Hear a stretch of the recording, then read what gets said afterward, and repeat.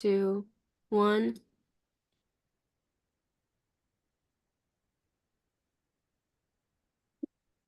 Good evening, welcome. I'm going to call the advisory committee meeting / pre-town meeting to order. Please rise for the pledge of allegiance. Pledge of allegiance to the flag of the United States of America and to the republic for which it stands, one nation, under God, indivisible, with liberty and justice for all. Welcome everybody in the audience. Chairman Curry, good to see you. Always a pleasure. All right, so here we go. That's not us. Well, actually, sure that's.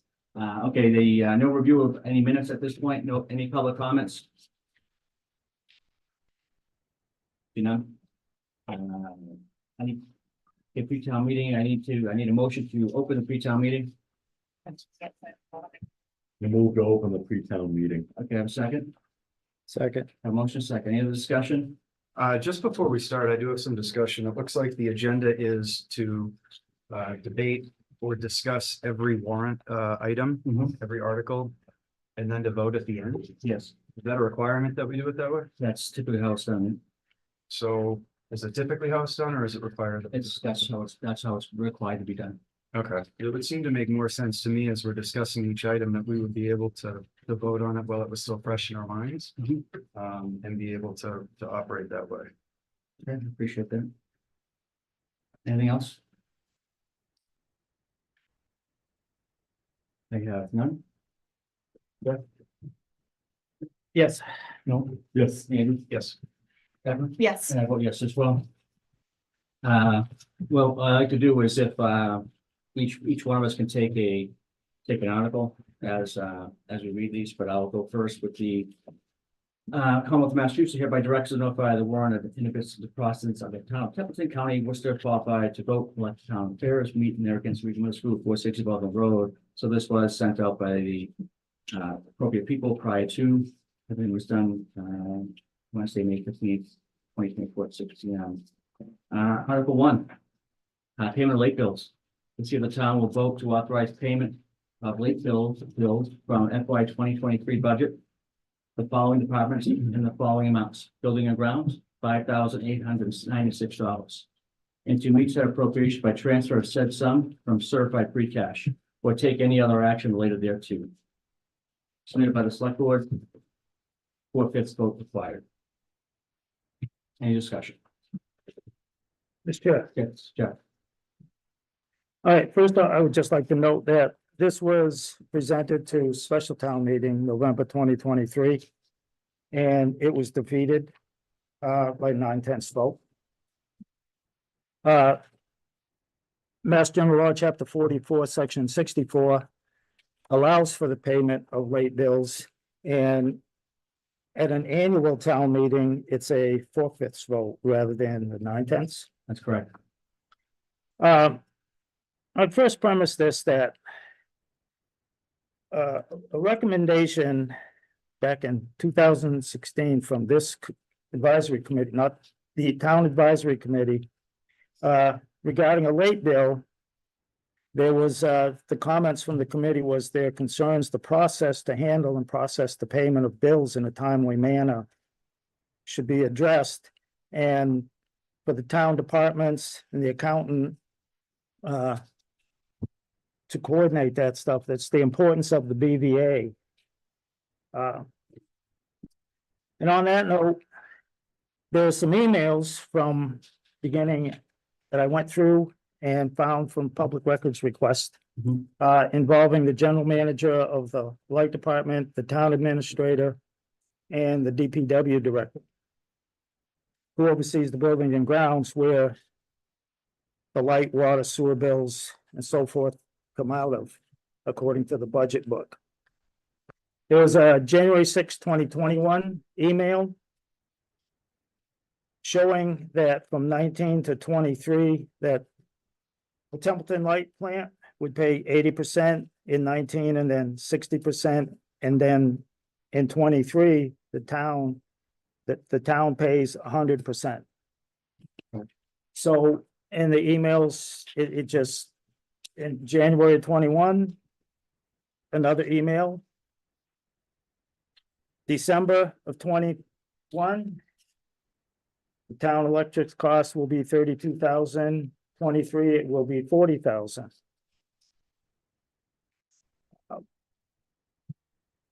March 22. It shows the schedule from Bob Zozick. That same schedule. January 26, 2023. Adam Lamontagne from Bob Sozik concerning the bills and the town's responsibility. And it goes through to February. So I don't see how this was a late bill that was missed when you have email communication reminders of the schedule. That was put into place before Adam Montaigne was the town administrator, but he was here. And again, this is the connection to the follow-up when these agreements or deals, or whatever you want to call them, are made. These agreements are made, they have to be, you have to remember them, they have to be followed up and passed on. They have to be, recorded. And there is an email where the general manager of the light department says, if you can't pay all of it now, we will not shut the lights off. January 26, 2023. If it's not in your fiscal 23 budget, the town can pay next fiscal year. We're not shutting the lights off. Part of it was paid out of the 23 budget. To me, this could have been dealt with at annual town meeting or with the advisory committee and the selectmen with end of the year transfers from the department budgets. It's somewhere along the line, there's got to be accountability, and this is just the department, charge, and maybe you could consider it a pilot from the light, but it's truly not a late bill from my view and from the records I have that was, missed. It was, there's emails going back and forth. Right. So. Yes. You have anything to add? I believe you have in front of you, this was in front of the last town meeting. I'm just happy there's no interest on it, so Okay. that's all I got. Anyone else have anything else? I do. I've changed my thinking on this article. Last fall, I voted to have the town pay this bill. And I've changed my mind and I'm now against this article. I know you brought out the fact that you felt that the bill was 7 months late. And you were very strong about that. And it appears that Jeff has rebutted that thinking to a certain extent. That aside, I think that the town was very generous in assisting the light and water department by funding $300,000 in ARPA money for the water mains at the roundabout right down the road here. And this was at the expense of the town purchasing equipment, particularly for the fire department and the DPW. I just think, that the light and water department should have helped the town out by absorbing this $5,896 bill. And I would just hope that they would change their mind on it. I think 6 months ago, I felt it was in the best interest of the town to pay the bill. I think with the constraints that the town has, which are terrible this year, they really are, that every dollar counts, and that is why I will now vote to recommend rejection of this article. Anyone else have anything else to add? I do. This bill's been kicked around for a while. I know it came up at last town meeting, and it's presumably not going to go away unless the light department decides it will go away. I have a light bill that I have to pay every month, and if I don't pay it, I get charged interest, and eventually they will turn my lights off. I pay my household bills. I assume, Mr. Chair, you don't expect other people to pay your bills. And they're not going to go away. No. So You know, I'm inclined to get this done and pay it. It failed by, I believe, one vote at November town meeting. Looks like one or two, yeah. There was a couple of people even on this, at least one on this table who voted against it, and we wouldn't be talking about it now if they had paid it. And so I think it makes sense to just kind of clear this off, get it paid, and try to work more collaboratively with the light department going forward. Excellent. Thank you. Mr. Chair. Yes. That was a honest mistake by Mr. Driscoll. Not letting us know the budget for it. Like you say, it is a light bill.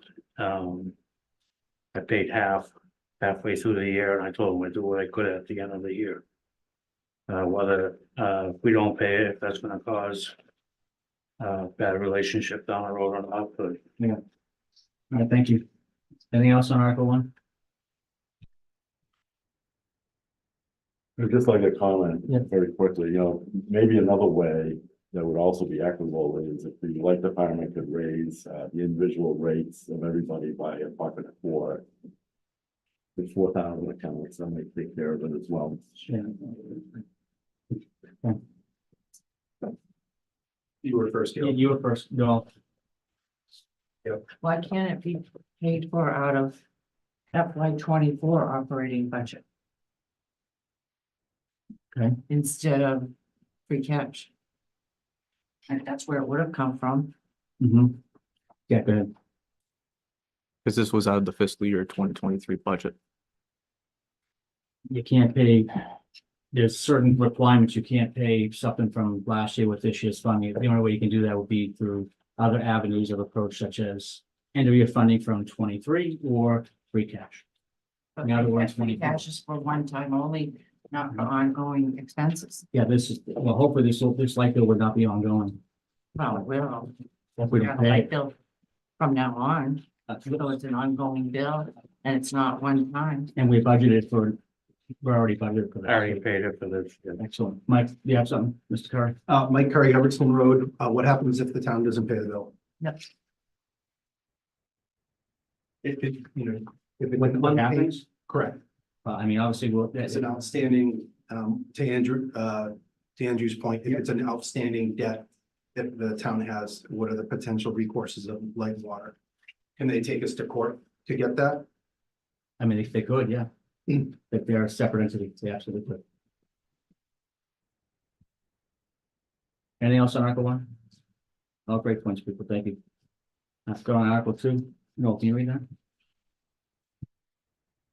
Article 2, fiscal year 2024 operating budget amendments. To see if the town will vote to appropriate the sum of $115,000 and no cents for supplemental appropriations to the fiscal year 2024 operating budget as follows. Select Board, $9,000 for litigation. Assessors, $6,000 for additional consulting services. Snow and Ice, $100,000 for the fiscal year 24 deficit. And to meet said appropriation by a transfer of said sums from certified free cash or take any other action related thereto. Submitted by the Select Board, majority vote required. Excellent. Thank you so much. Yep. My first question would be for the town administrator. In the budget on the select board for purchase of services, for legal services, and this would be for fiscal 25, but you have 80,000 listed along with 1,500 for physicals and 130 for post office box, and you have a total of 8,539 with a disallowed of 1,091. So are we approving 80,000? Are we gonna have 80,000 for legal in fiscal 25? Or, It's an increase from fiscal year 24 to fiscal year 25 because we've been going back to town meeting for this. So same like logic goes where we're working on trying to increase the snow and ice budget as well. To really, so that way we're not utilizing free cash like we are. We're trying to catch up within the budget. okay, because, right, because this has been it's been occurring Mhm. more frequently. So on your free cash plan from 10/11/23, there's an amount of $15,000 and it's for fiscal 24 OpEx amendments at ATM. So the select board is 9 and the assessors is 6. Was that the plan for that number? That was for the 15 cash. Within the free cash plan they're looking at. So is there an updated plan for free cash? Updated newer than this? Once town meeting votes on all these, it will be an updated one. I don't have the final numbers until it's appropriate. Because I know some of the things that were slated to be used for free cash in November, they were either reduced or it wasn't utilized. So I was just looking to see what's available and what will be turned back in. When you look at the financial management policy of the town. And we have an idea at town meeting residents who would be move forward into next year's free cash. To try to avoid this trend of using more and more free cash to support the general fund budget. That's all I have. Thank you. No. And? No. I have one, the assessors, $6,000 for additional consulting services. Right now, they're sitting on about $800,000 in their overlay funds. Why Yeah, can't but they use? You can't use the overlay. Understood. Thank you. That's what I needed to know. Any other questions on two? Jeff, can you read three?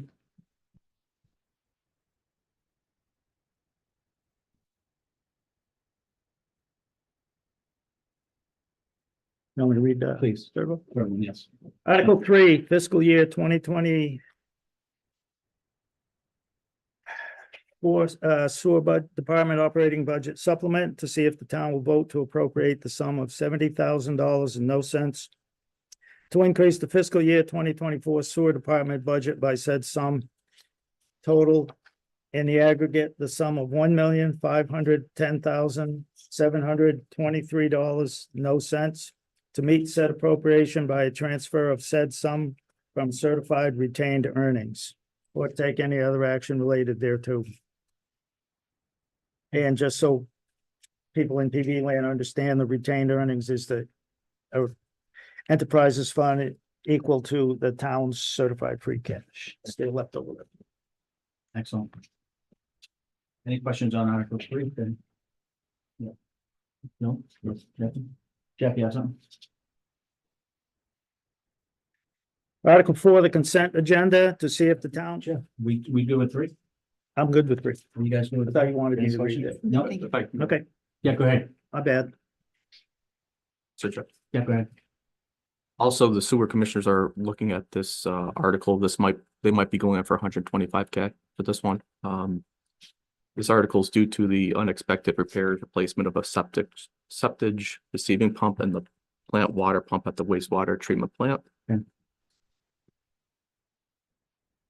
All coming out of retained earnings? That's correct. Okay. They have sufficient funds in retained earnings. They do, okay, that's the next question. That was my question as well. Okay, thank you so much for that. Jacqueline, can you read 4 from? them? Sure thing. Thank you. Article 4, to see if the town will vote to approve a consent agenda consisting of the following non-controversial actions or take other action related thereto. Such items may be voted as a block or singly or in any combination, but however voted will be treated for accounting and legislative purposes as if each item were voted as a separate article. A, reports of town officers. Accept the reports of the town officers as printed in the 2023 town report.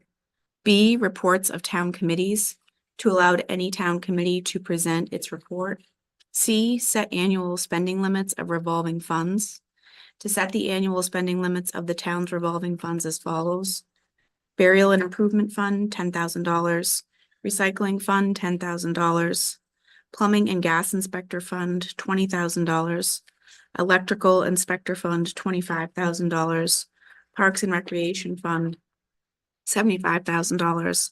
Salt Brine Production System Fund, $25,000. D, accept transportation network community fee assessment. Appropriate such sum of money as may be received by the town from Massachusetts Transportation Network Community Fee Assessment to an account entitled Mart Dial A Ride, or take any other other action related thereto, submitted by the select board, majority vote required.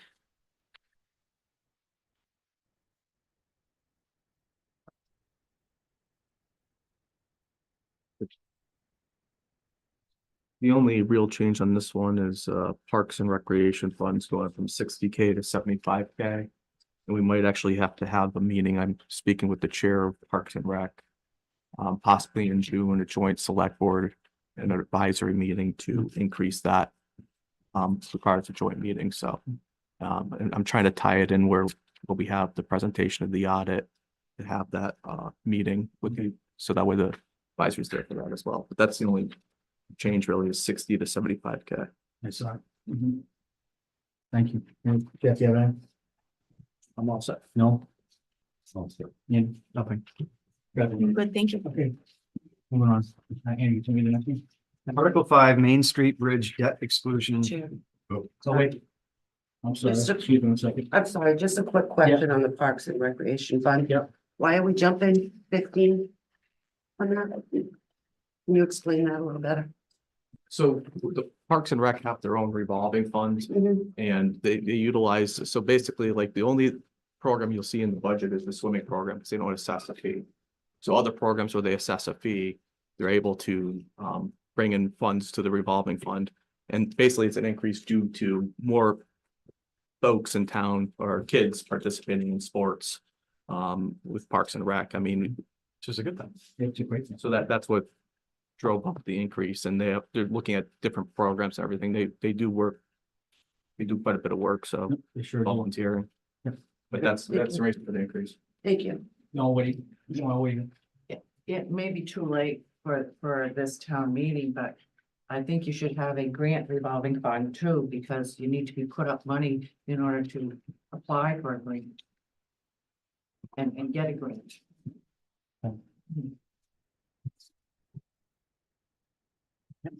Anything else on?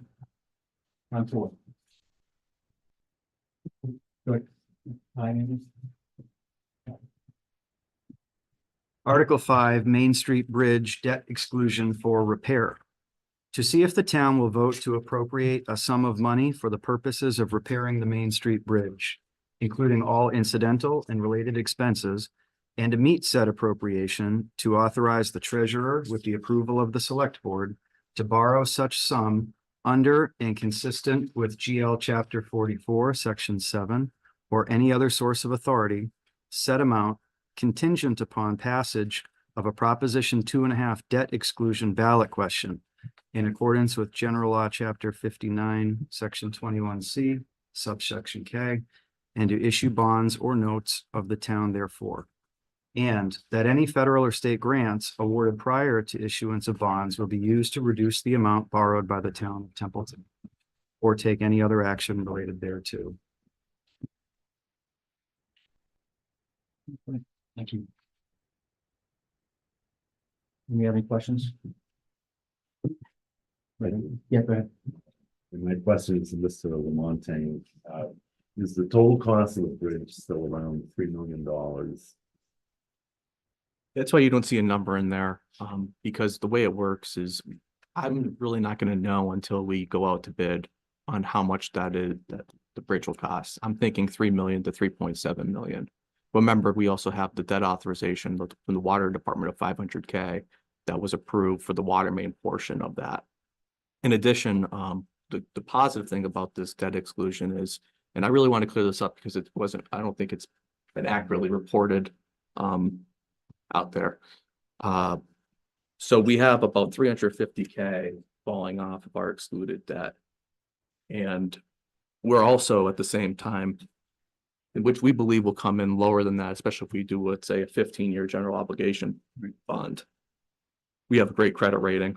And in addition to that, we have the grant writer also putting in grants. So if we are successful getting one, that would also be used to get this off the debt exclusion off the books sooner rather than later.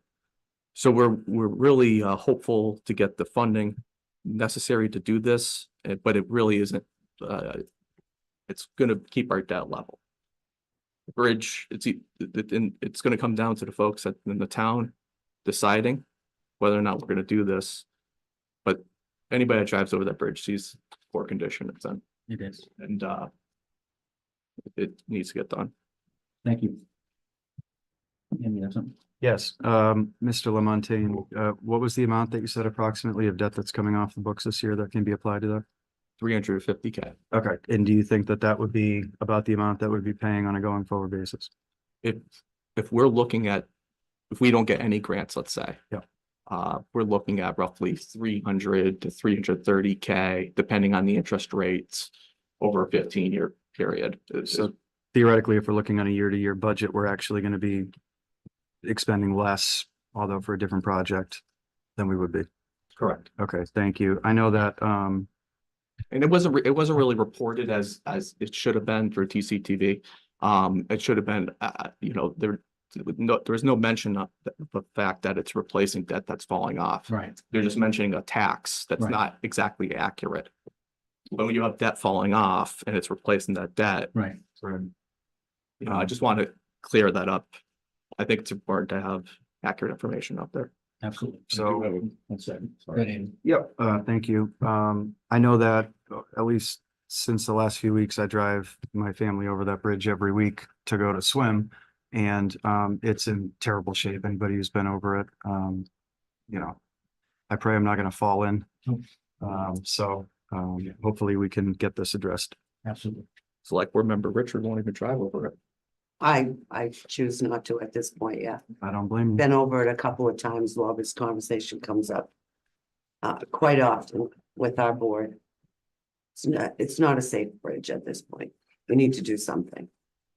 Thank you. Mr. Chair, just keep in mind that on Main Street, Hamlet Mill is just as bad, so if we do get a grant and drop that debt, we can move forward immediately, hopefully on Hamlet Mill. You can't wait 15 years for Hamlet, it'll be shut down before then. Understood. Yeah, go ahead. I'm currently working on a grant called the MassWorks Infrastructure Grant for this project, so there's a chance that that total number will come down. Excellent. Keep up the good work. Jeff, you have something? Yes, first, I just remind the voters that back in November 2019, there was Article 10, there was $200,000 appropriated for the Main Street Bridge. And in the voters' guide, it was stated that this amount of money would get us to 75% level of design and permitting by early summer 2020.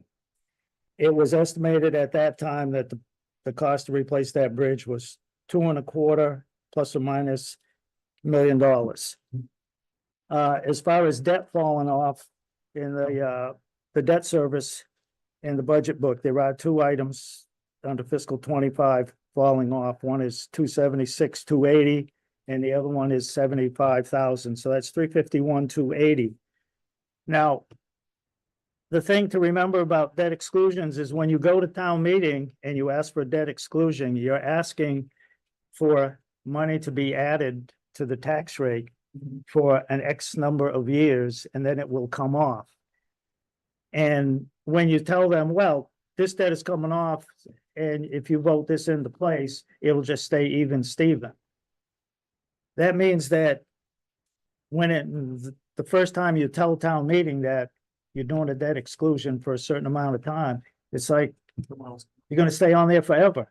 We're just gonna keep you paying minimum payments on a credit card forever. And that's the thing that town meeting and the residents should understand as well, if they're gonna decide on this. Now, if he's asking for 3.7 million and a contingent article at town meeting, you gotta put a number in there. But you can also see if we would have got this, we would have stayed on a schedule that was kind of laid out and estimated that this time frame this could happen. we might have got this done for less than 3 million, but it was gonna be, you know, depending on the finance. And then there was ARPA money talked about, and then we waited on earmark from the state, and when that didn't happen, now we have to do this. So I just want people to understand, how a debt exclusion works. And it will probably be the case, and I'm not a fortune teller, but once this is done, I think Hamlet Mill Bridge has got an estimate by the state for 5 years, and that's owned by the town, and we're gonna have to deal with that.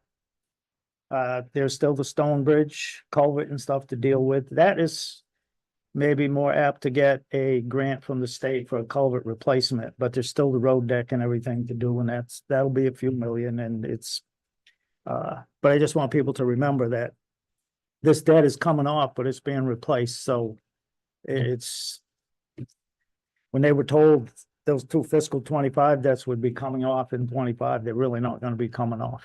Understood. And I wouldn't look for this to be coming off because it's just gonna be an ongoing thing. And what other opportunities do we have to get that bridge replaced other than this? Well, this is the key to get the money, is the grants that, the grant writer administrator is going for are reimbursement grants. So you look at like the school project, for example, like, you know, my, Mr. Terenzini's worked on that project, I believe when you were on the select board as well. And I was the one that had to work on to close out the MSBA, and then the State House note that was just alluded to, that's dropping off in fiscal year 25. So when you go out for it, and then you get this reimbursement, essentially what we would do is like a ban, Mhm. you know, for a 1-year ban to see where all the construction costs come in at, and then see what kind of grants we were to get. And then we look at doing the general obligation bond later. Okay. Which makes a lot, that makes a lot of sense. Yes, go ahead. You know, this project has been shovel ready for 3 years, and it seems like ever since I joined the advisory board, we have written letters first to Governor Baker, and then to Governor Healy. And, you know, the initial impression that I got was that all Governor Baker had to do was just sign off on it and the funding would be there. And that was over 2 years ago. And the last time I heard this address at a meeting was when Representative Zlotnick was here. And he's also told me, you know, at that meeting, and he's also told me in private that, you know, maybe 8 to 10 years before we get money from the state in terms of reimbursement. And that tells me that unless we do something as a town now, it's never gonna get done, or it's gonna get done at a very uncertain time. And the bridge really, I think everybody's in agreement that the bridge needs to be replaced and repaired now. Yes, it's a major infrastructure. And we figure every year you push it out is another $1 million. Yeah, that's. Gotcha. Anything else happening to add? So if this were to pass, we'd be looking at doing the debt in the summer. Because remember, we have that karate debt Yeah. as well with the sewer department. They're actually waiting to see how this goes, so that way we could coordinate putting them both out through Hilltop. Okay, great. But it would has to pass the town anyways, in town meeting. Mr. Chair, Yes, for the town administrator, if this passes town meeting, what is the time frame that we're anticipating having work start and finish on the bridge? The beautiful thing, that money that Mr. Bennett alluded to earlier, and then that additional 30K that was approved is going to carry us all the way to 100% design chapter 85 review, approved by the state. Then we can include it in that as actually bidding phase services. So once this passes, we'll be able to get moving on getting that project out to bid. And once it goes out to bid, then it would have my number of what it's going to cost. and then from that process, how long is it gonna take? Depends on the construction seasons. I mean, we work closely with the senior project engineer on this, but I would say at least the next construction season. By the So time we go- next year, calendar year? Maybe. I mean, we're gonna put it out to bid as soon as possible, but the next readily available construction season that we can make work, that would be the plan. Thank you. You're welcome. Anything else on the Article 5? Okay, great, we're on Article 6. Adopt Chapter 39, Section 23T of the General general laws to see if the town will vote to accept Mass General Law, Chapter 39, Section 23D for all types of adjudicatory hearings and by any municipal board, committee, or commission. But I take any action there too, submitted by the select board, majority vote required. Any question on Article 6? Yeah, what do you got? I would just explain or let the residents know that this Mass General Law has to do with, any member of a municipal board, committee, or commission holding, I'm gonna mess this up, adjudicatory hearing shall not be disqualified from voting in the matter solely due to that member's absence from no more than a single session of the hearing at which testimony or other evidence is received. By any such vote, the member shall certify in writing that he has examined all evidence received at the missed session, which evidence shall include an audio or video recording of the missed session or a transcript thereof. The written certification shall be part of the record of the hearing. Nothing in this section shall change, replace, negate, or otherwise supersede applicable quorum requirements.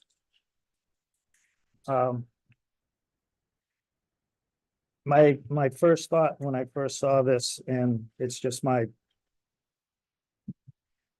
brain box working, is this is a reaction after the fact of CYA.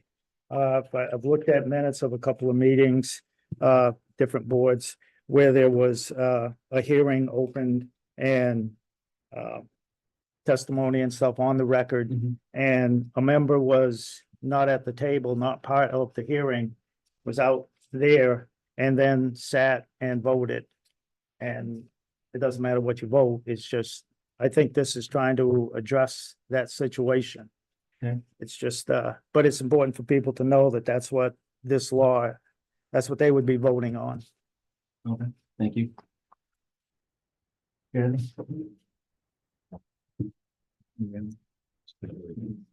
Mr. Curry. Mike Perry, Hubbardston Road. The Mullins rule, as Jeff read it, is especially, we're just invoking Mass General Law, but it's especially important for a community where we have difficulty getting quorums on boards and otherwise, that we invoke this kind of law, that we don't lose a quorum because a member missed a meeting during a public hearing. Right. So I agree with Jeff that, yeah, it does have some CYA aspect to it, but adding it into us is going to be important for us to be able to do business in all boards, committees, and commissions. So this is a no-brainer. Okay, great, thanks. Thanks. I second that. Thank you, Julie. No brainer. We're not in session. Oh, sorry. You have something? You did, okay. Anything on Article 6? Great, Article 7? No? Article 7, Economic Development and Industrial Corporation, EDIC, for acceptance. To see if the town will vote to declare the need for an economic development industrial corporation because unemployment or the threat thereof exists in the town, or that security against future unemployment and lack of business opportunity is required, and that attracting new industry into the town and substantially expanding existing industry through an economic development project or projects financed under Chapter 121C of the general laws and implemented by such a corporation would alleviate the unemployment and lack of business opportunity problems, and to authorize the select board to organize said corporation pursuant to the provisions of said Chapter 121C for further certification by the Executive Office of Housing and Livable Communities, or take any other action related thereto, submitted by the select board on behalf of the EDIC, majority vote required. Right, thank you. Any other Article 7? I have a question. Music pause. On the town website, Yeah. under EDIC, it has Economic and Development Corporation. And it states the Mass General Law that and the legislative declarations, the town of Templeton hereby creates EDIC. So, and this was put on a few years back, 16, 17, 18, Something like that. somewhere 17 or 18. So it mentions legislative declarations. So has this been correct and proper on the town's website? Because legislative declaration to me means it has to go to town meeting, and since this is going to town meeting, I believe my assumption is correct. So the $200,000 that was turned over to EDIC for economic development, I have to wonder if that was proper. And I know the calendar, and if you go to my town government, it has committee, and you can go back to the minutes way back, that shows it was a committee, and then there was a question, several questions to when Mr. Terenzini was the town administrator, that, yeah, we're gonna deal with this down the road as soon as we get this, then this type of thing was gonna be corrected. So I'm just wondering if this is another one of those things where they've been meeting and talking about putting out plans and spending money and creating this and doing this. If, again, it was proper and correct. So what's your specific question? Has the EDIC and this posting on the website been correct, and have their actions been correct when it never went to town meeting for a town meeting vote? I'll answer it. It should have went to town meeting. Say again, It should have went to town meeting. did it go to town meeting? No, it did not. Yes, Mr. May, it's good to see you, by the way. Good to see you. I was gonna ask, simply put, how did the select board put forward the article from a committee that doesn't exist? Because the EDIC does not exist. The members don't exist. The members were, if you look to the Board of Selectmen minutes, agenda, you go through that, they were all appointed to the Board of Directors for the EDIC. But we don't have one. We have an EDICC. Okay. Somehow. Gotcha. But we have EDIC members on it. We've allocated money to a group now that doesn't exist. Okay, we didn't have to, but we did, because they wanted the control, whatever. But, you know, this whole thing, I've been, since 2017, I've been writing. Adam. I wrote Carter Terenzini. I wrote Cameron Forts. I wrote yourself. And all of you blew me off. I would not do that. Well, you most certainly did, very nicely and pull a bull, but you did.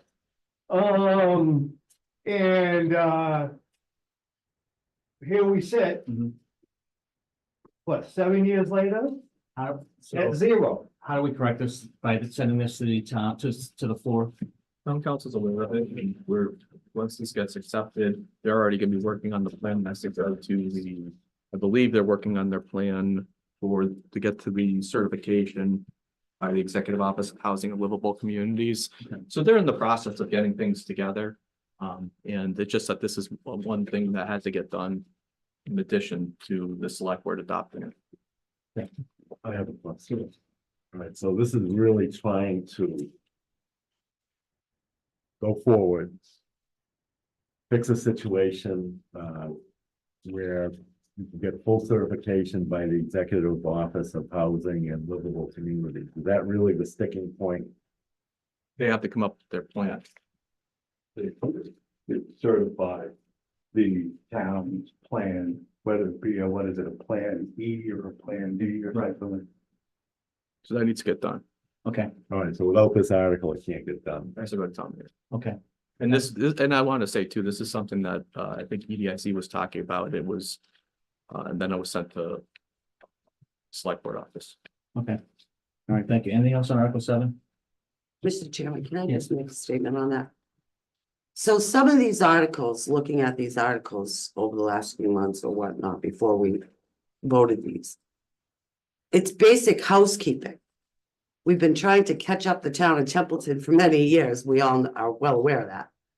some of these might confuse some people, but if we can present it correctly, I think that we're gonna have the support of the townspeople on some of this stuff.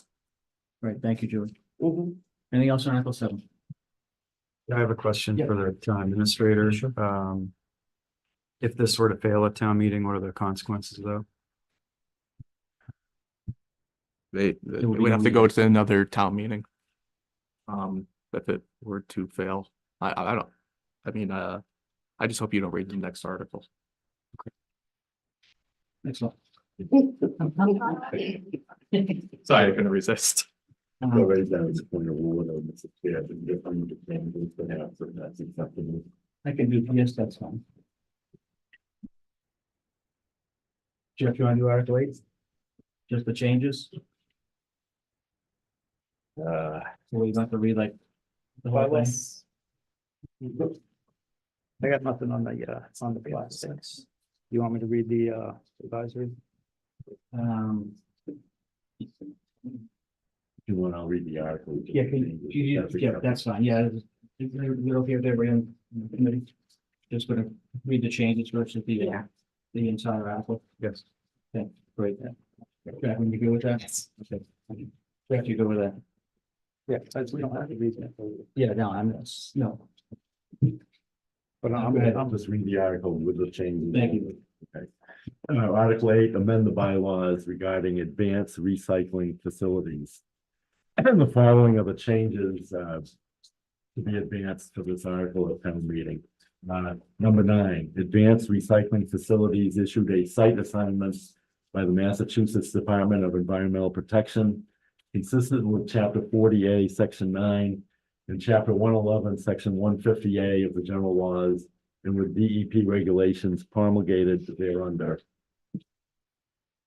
And then at the bottom, there was a footnote in relation to that change at the bottom of page 6. Footnote 1, for this use, the planning board may determine the need to retain a consultant technical expert to assist in its review of a site plan at the applicant's expense as provided in rules promulgated by the planning board pursuant to MGL Chapter 44, Section 53G.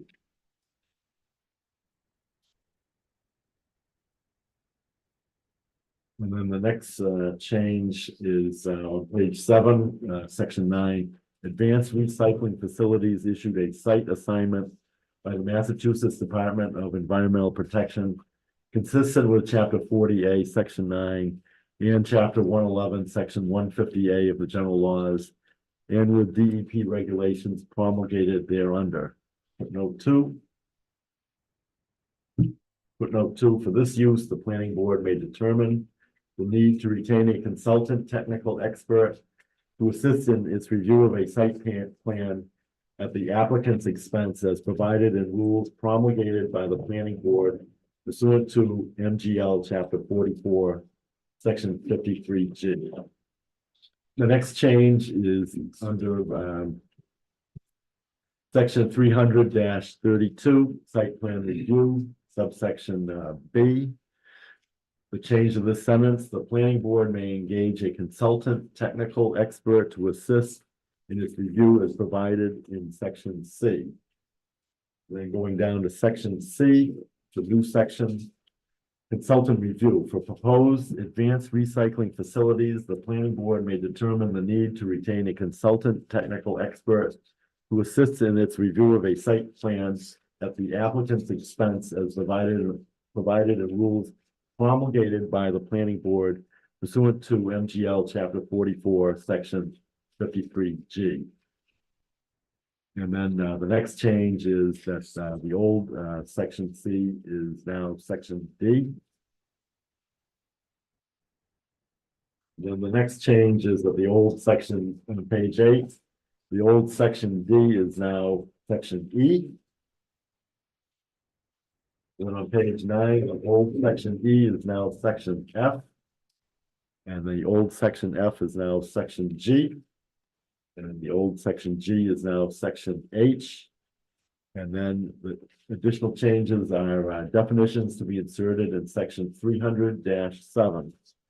Advanced recycling, a process for the conversion of plastics into basic hydrocarbon raw materials feedstocks, chemicals, liquid fuels, waxes, lubricants, or other products through thermochemical processes that convert plastics into their basic molecular components. Examples of such processes include, but are not limited to, pyrolysis and gasification. Advanced recycling facility. A facility that receives, stores, and converts plastics it receives using advanced recycling.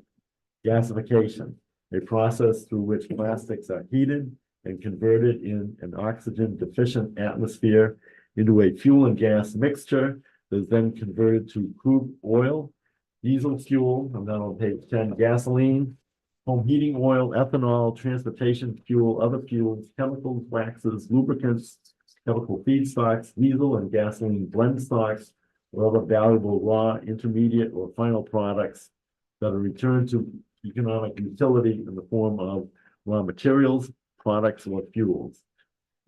Pyrolysis, a process through which plastics are heated in the absence of oxygen until melted and thermally decomposed and are then cooled, condensed, and converted to crude oil, diesel fuel, gasoline, home heating oil, ethanol, transportation fuel, other fuels, chemicals, waxes, lubricants, chemical feedstocks, diesel and gasoline blend stocks, or other raw, intermediate, or final products that are returned to economic utility in the form of raw materials, products, or fuels.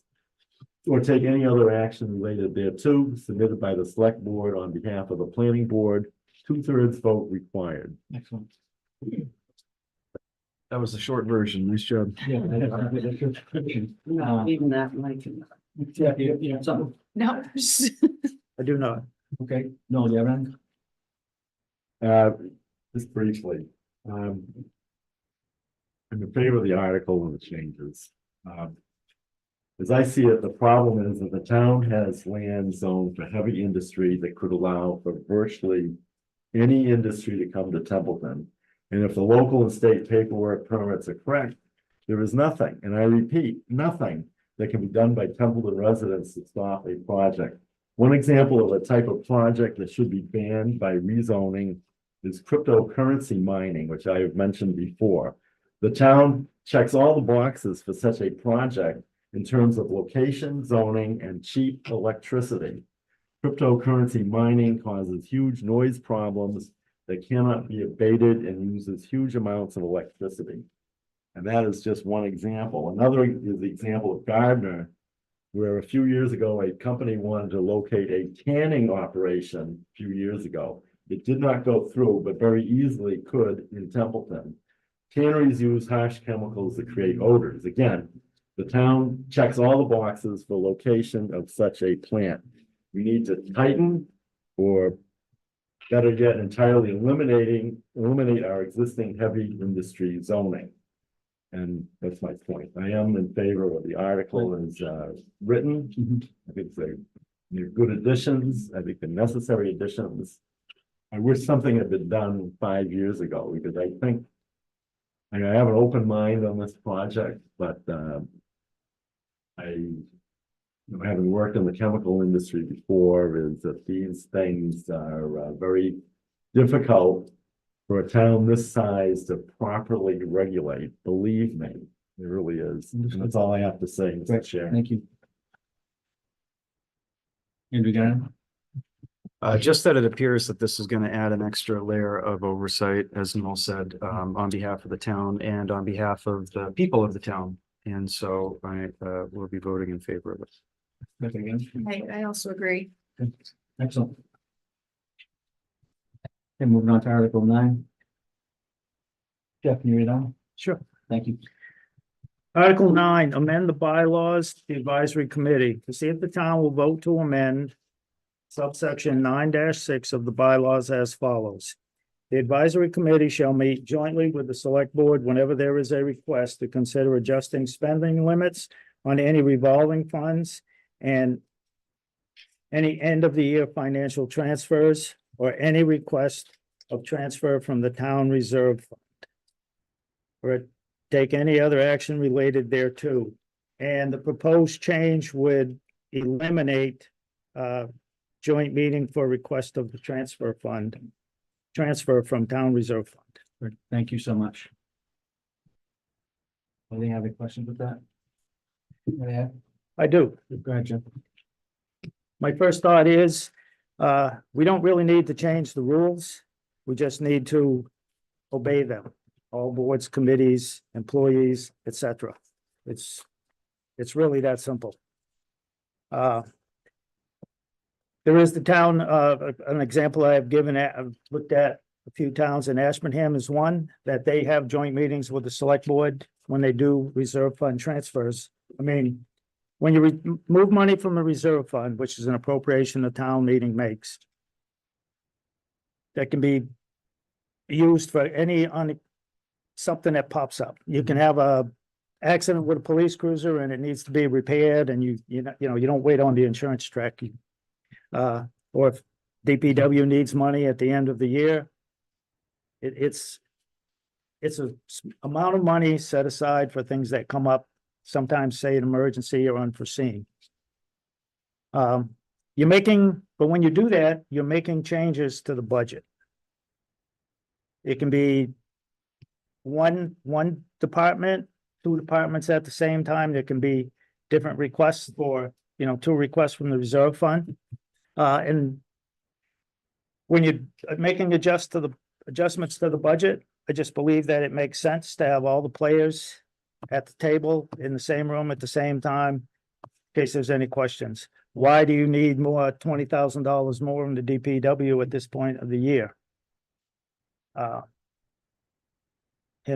cetera, et cetera. Okay. This was done back in the annual town meeting of May of 2022. There was no questions on it, on the vote, the recommendations.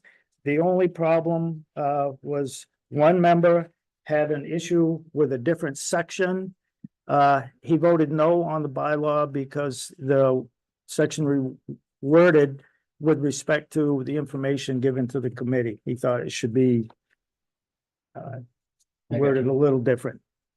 So back in June 2023, there was an agenda item. The advisory committee was going to meet and do a reserve fund transfer. I emailed the town administrator reminding him he should notify the chairs of the various committees, the advisory and the select board, that the bylaw was supposed to be a joint meeting. So it was not held. It was done on June 28th at the selectmen's meeting with the AC there. At that point in time, according to the minutes of that meeting, the chairman of the advisory committee spoke that he thought it was a waste of time to be there meeting jointly when the selectmen don't actually have a vote. But again, you're discussing changing department budgets, appropriations of town meeting. And it happened again in September, where the committee actually put on the agenda a reserve fund transfer. It was voted on after it was discussed without a joint meeting, which is a violation of the town bylaw. And again, when it was pointed out by several residents, it even resulted in an answer from the chairman of the Board of Selectmen, how it really wasn't a violation of the town's bylaw, yet the advisory committee's own agenda and minutes show that it was. Again, it's very simple. It's transparency in government, and it's following the rules. Excellent. Don't change the rules, just follow the rules. Thanks, Jeff.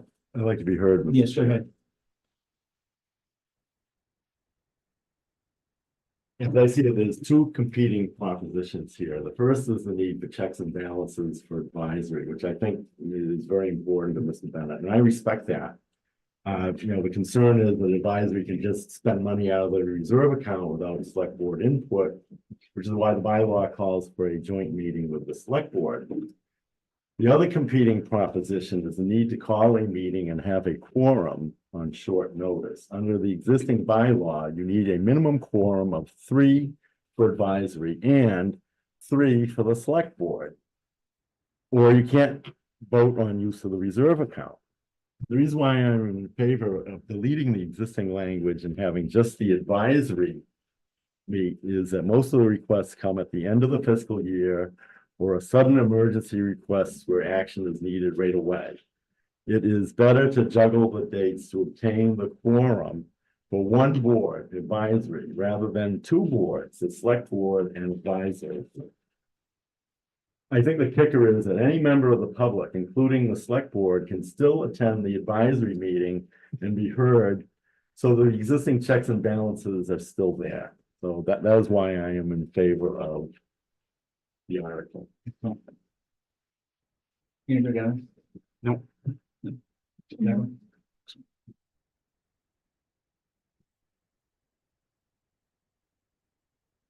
Okay, moving on to Article 10. Jennifer? Article 10, amend the bylaws, Capital Improvements Committee to see if the town will vote to amend subsection 9-7 of the bylaws as follows. A, there is herein authorized a capital improvements committee to be composed of 5 members as followed. 1 from the select board, 2, 1 from the advisory committee, 3, 2 from the community at large to be appointed by the select board, and 4, the town treasurer, collector, or designee. B, the town administrator or designee shall serve as a non-voting ex officio member, provided however that this person shall be designated by the chairman as a voting member whenever the committee lacks a quorum because of recusal of a member or to provide a sufficient number of members to establish a quorum and conduct business.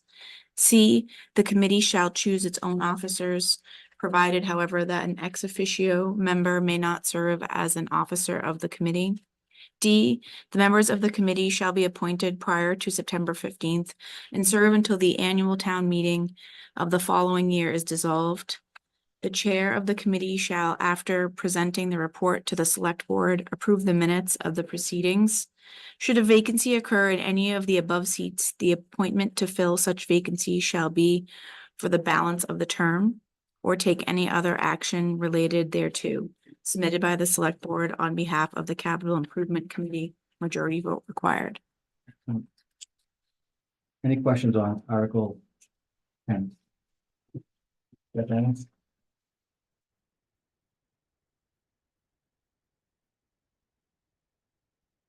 My only comment on this one would be, it's just the total makeup of the committee. You have a member of the select board, which the report of this committee eventually goes to them to be approved. It kind of seems like it's a conflict of interest to have a member on it and then approving the final plan. I know, I understand the reasoning why this was done like this, because for many years, there was more residents on here and at-large things from different departments, and they never had a quorum. And but it's just treasurer collector or designee just seems, again, it leaves it kind of open, and I just think the whole thing needs to be redone. Thank you. Okay, thanks, sir. Yeah. This was recommended from capital improvements. It would allow, like our treasurer collector, Cheryl Richardson, to have the deputy treasurer collector fill in. Okay. No, okay. I just want to make a comment that we Sure. have an opening in one of the at-large positions, and it would be great if anybody wanted to apply for that, we could get them appointed. Excellent. Anything else on Article? If I may, Mr. Chair. Yes. I would just like to add to Holly's comment. 2 years ago, when I first sat on that committee, we had Winchton Fire Chief Tom Smith, and he was very valuable, and we really missed him last year.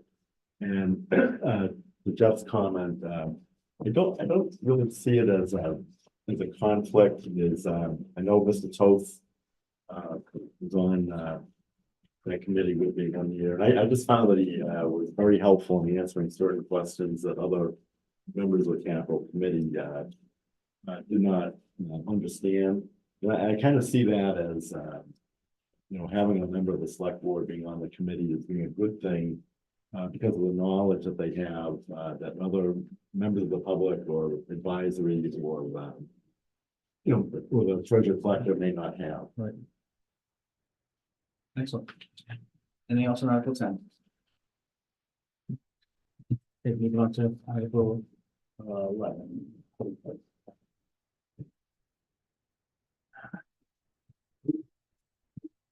Article 11, Baldwinville school sale, to see if the town will vote to amend Article 6 of the 2020 annual town meeting to one correct map reference by deleting map 1-4, parcel 383, 384, and 385, and a portion of map 1-4, parcel 407, and inserting map 1-4-1, parcels 383, 384, 385, and lots 407-2 and 407-1 as shown on the approval note required plan dated December 6th of 2023, recorded in the Worcester County Register of Deeds at book 00976, page 34 and 2. And 2 by deleting 3.08 plus or minus and inserting it in place of 2.46 plus or minus. Or anything, any other action there too, submitted by the select board, 2/3 votes required. More housekeeping? It went also, they went to the planning board and they made some changes as well with their plan. So those adjustments had to be taken care of. Okay. Anything on Article 11? Any questions? I do. Okay. Mr. Lamontagne, how significant are these adjustments? Very important. This was worked on between our town council as well as the developers council to make sure that everything's being done properly for them to acquire the property. I guess my question, more specifically is, are we talking about, a matter of an inch here and there, or a foot here and there, or whole lots? I have the map here. This is how it would look. This whole.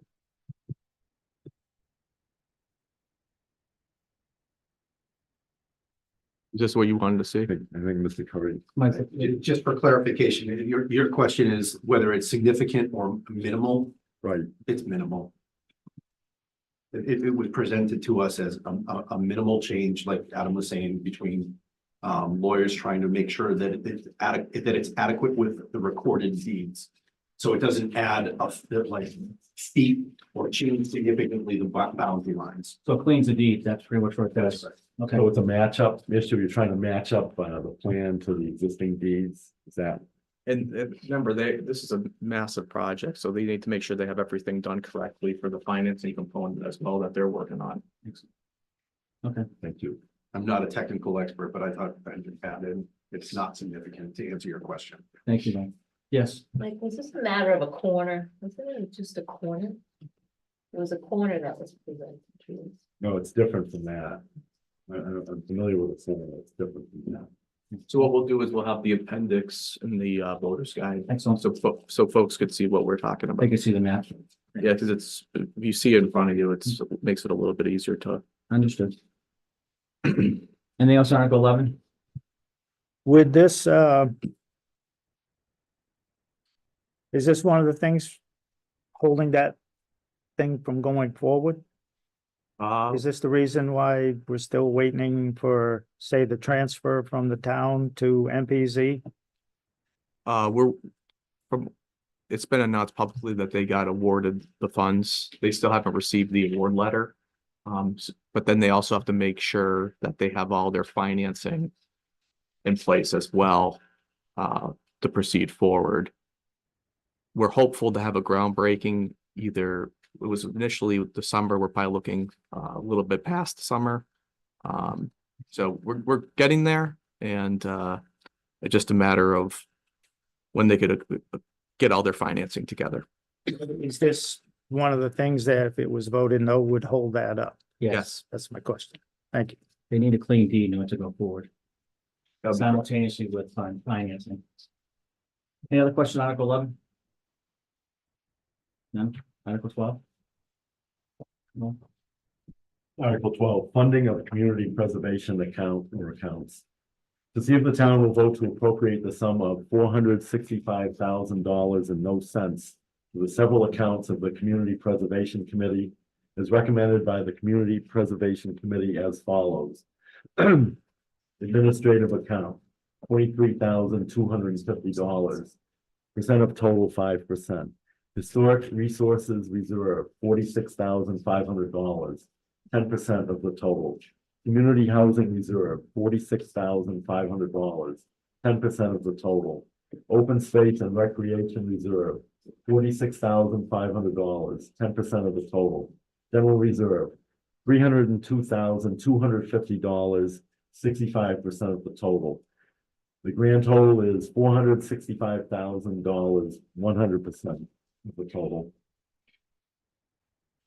And to meet said appropriation by transfer from the community preservation annual revenues, which include the amount to be collected as a surcharge on real property, and the November 2024 state match for CPC permissible expenses, or take any other action related thereto, submitted by the select board on behalf of the Community Preservation Committee, majority vote required. Excellent, thank you. Article 12, any questions on Article 12? Jeff, you got any? I'm all set. Excellent, no? Andrew? You got one? No. The two, let's move on. Jeff, can you read, Article 13?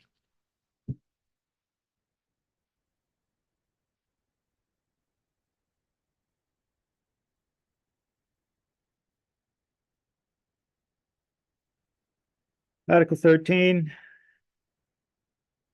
Community Preservation Act funding for Grange Hall project to see if the town will vote to appropriate the sum of $50,000 and no cents for the below mentioned project as follows. Narragansett Historical Society, the amount of $50,000.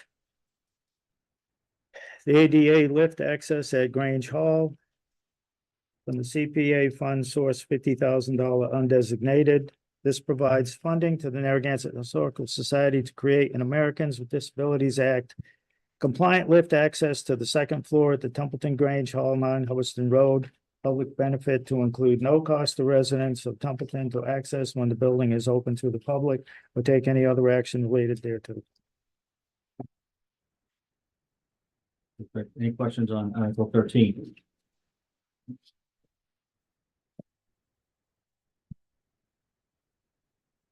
Jeff, you got anything?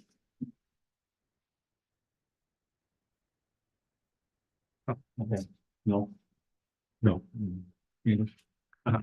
Just, is there anyone, I don't know if anybody is here from the Historical Society, but future funding needs for Grange Hall, what they would be, what we can expect over the coming months and years. Ooh, that's a great question. I know they have, they've put a lot of money through it already. I couldn't give you an answer on that. Can you? I don't see anybody here from Community Preservation Committee or from the Narragansett Historical Society. Usually Brian Tangley comes for this one. I'm surprised he's not here. Oh, great question. Oh, welcome. What's that? I think he's sick. Oh, That's it. But he came here I believe last time was. I Julie, think they're pretty close They're to pretty close. completion of all that, yeah. From what I've seen, the last year or so, popping in whenever he advertises something else got done. Yeah. Looks pretty good over there, but I mean, financially, yeah, that would probably be a question for Yeah, it's every Tuesday the night. members, and they're not here tonight, so we can't answer. Yeah. No. Gail Noel, Winchester Street. So the money would be coming out of the previous article. So 50,000 would come from the general reserve or historic resources. If you look at the previous article, Okay, number 12. so what comes out of the CPA funding? Kid Mike, what do you got? Right, the undesignated. They have an Undesignated. undesignated fund. I'm a member of the Narragansett, and the newsletter did talk about significant costs that they've already accomplished, their bathrooms and otherwise. So a lot has already been spent, but I don't know what more work that they're doing. This was the bathrooms and the ADA compliance were the really big rocks for them to move. I remember from a previous town meeting that they had presented that they weren't going to continue to need funds and they were going to seek money for grants and would continue to. Yep, they've been very grateful for what public funds have been expended. Again, speaking as a member of the Narragansett Historical Society. Thank you. Anything else on Article 13? And then moving on to Article 14. Deborah? Article 14, CPA funding for First Church Project. To see if the town will vote to appropriate the sum of $331,700 and no cents for the below mentioned project as follows. First Church of Templeton, the historic exterior renovation. 331,700 undesignated. To provide funding to the First Church of Templeton for structural renovation for the front exterior, including steeple, pediment, and facade of the historic First Church of Templeton on 1 Wellington Road, or take any other action related thereto, submitted by the Select Board on behalf of the Community Preservation Committee. Majority vote required. Thank you. Article 14, anything? Yes. Can you yeah. just explain to me the difference between undesignated and, you know, how we're dividing the resources from Article 12? Yeah. So if I can ask, Chair, Yes. so undesignated, that's their account that they could use for, but then they don't have enough in the other buckets Right. they have to add the CPA. So that was a decision of theirs because they sent me their articles. So Do you remember what the last balance of that fund was, the CPA fund? You know what the last balance was? Yeah, it was more than that. It was what it's lower. Yeah, I don't have the exact number up in front of me, but it is. Wasn't enough to cover like. Well, they have enough to cover, but yeah, it's getting low, especially because the town committed quite a bit from the Baldwinville. Yes, Mr. Curry. Mike Curry, Richardson Road as a resident. I think what Gail's trying to understand is the first article related to the next one? Should she be tying those together, or should No, the second article undesignated as existing funds? it's existing funds that are already in the bank account for a CPA fund. It's sort of unrelated. Thank you. Okay, And this also went, if I may, Mr. Chair. yes, This also went through review with town council because the first church project, I guess they were looking at doing the roof of it. That wouldn't be an allowed use, but since it's the facade and it goes to the whole common area, I guess that's an allowed use. So anything that supports the congregation itself right. wouldn't be an allowed use, how I understand it. Okay, great. Okay, let's move on to Article. Yeah, Mike. Mike Curry, Harrison Road, speaking as a resident. I drive my kid to school a lot of mornings, and it was just the other day, like 2 days ago, I'm coming back and I get to that intersection right at Town Common. Crows is on my right side, the rest of the Town Common on my left. And I look at that church and it's magnificent. That's a magnificent church.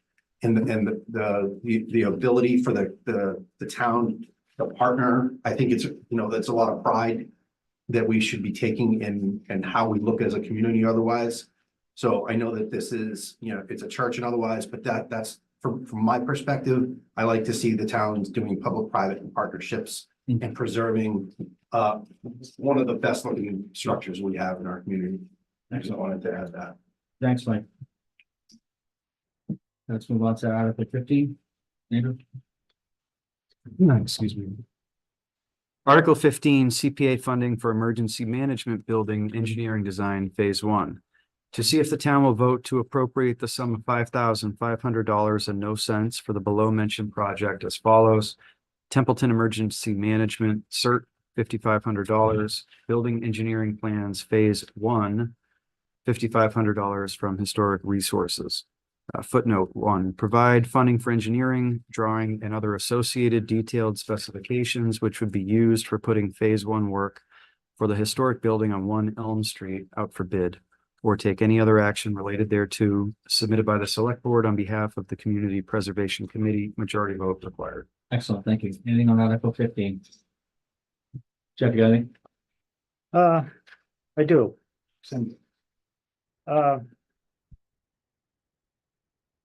Previously, there had been monies from CPC for this building for $9,000 for a study.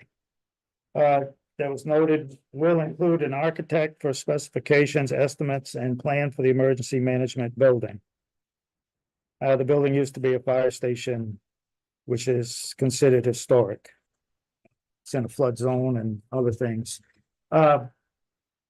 So the money, that original 9,000, I believe, is either gone or almost gone. Was that study September 14th, 2023, the town administrator's weekly report. EMD director, preservation committee, and admin going over the Templeton Emergency Operations Facility study funded by CPC. Is that study in existence? Is it posted somewhere to people to see? I don't believe community preservation posted it. It is complete. I could send you a copy of it if you would like it. Well, it's for the residents of the town. It's, I mean, CPC is tax dollars. Mhm. It's a little extra charge on your real estate tax bill. The building's gonna be a very expensive project. I mean, there's 4 different phases. That's Oh. my other concern is, because my off the wall thought is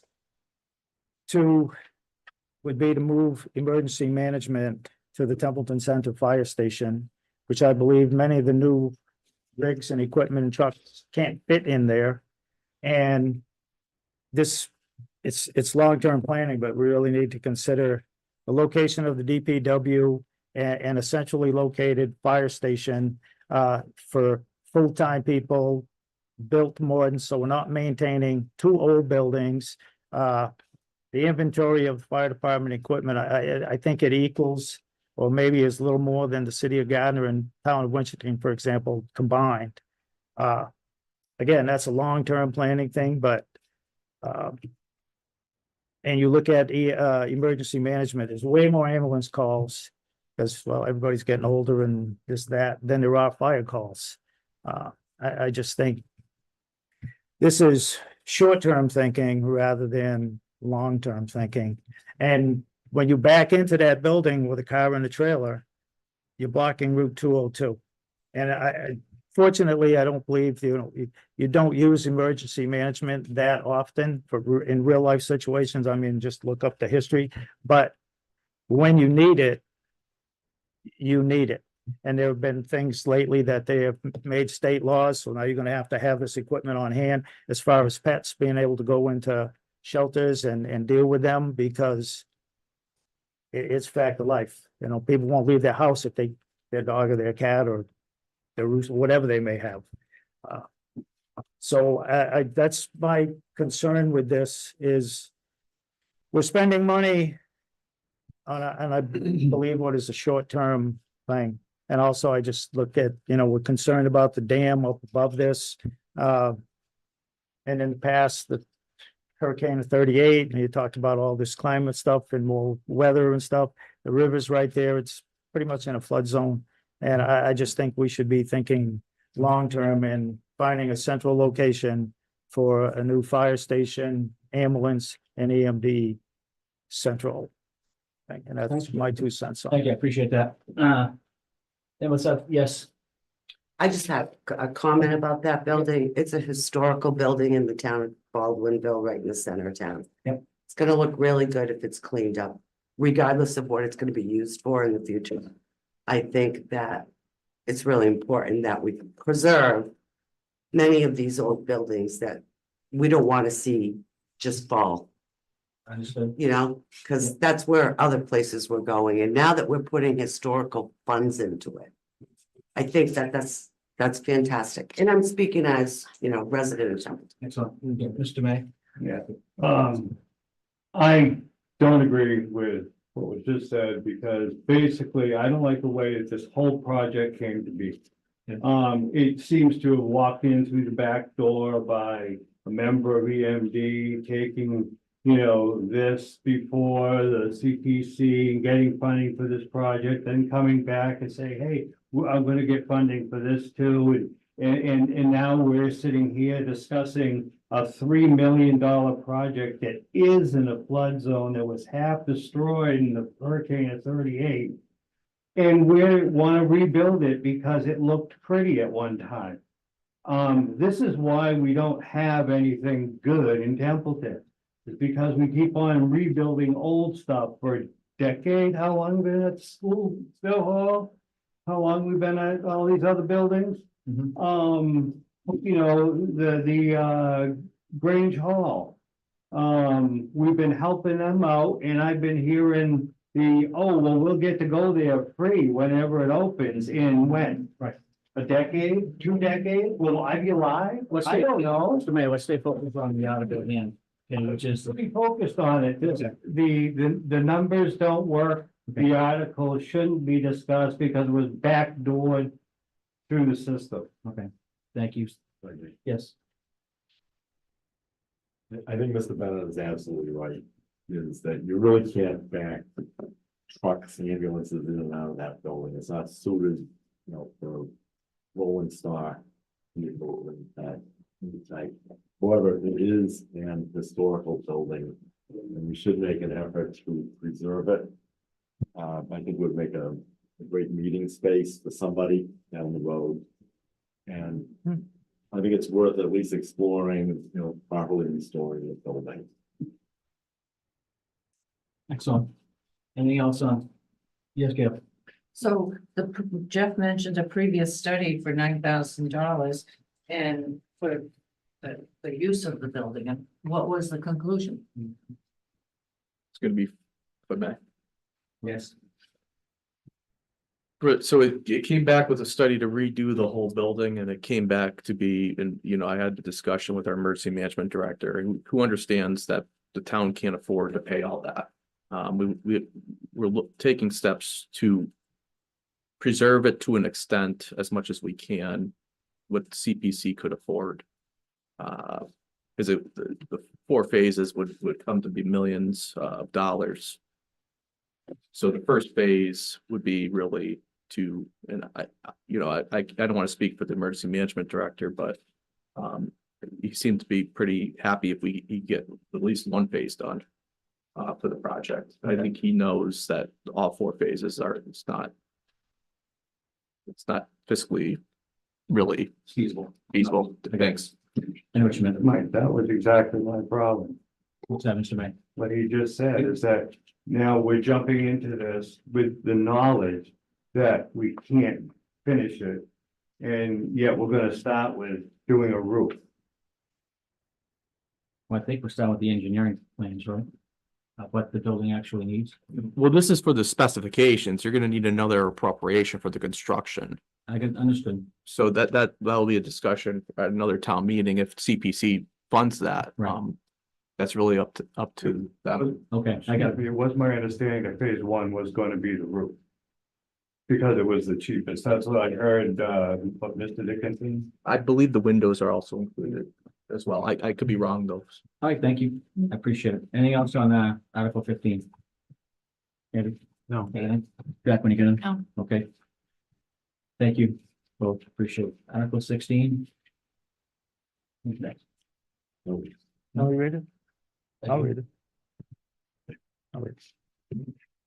Article 16, Templeton Scholarship Fund, to see if the town will vote to raise and appropriate the sum of $4,000 and no cents to the Templeton Scholarship Fund to be expended by the Templeton Scholarship Committee for the purpose of awarding scholarships to eligible applicants from the town of Templeton or take any other action related thereto.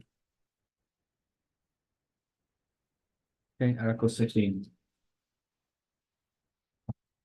Anybody got anything? No. Jeff?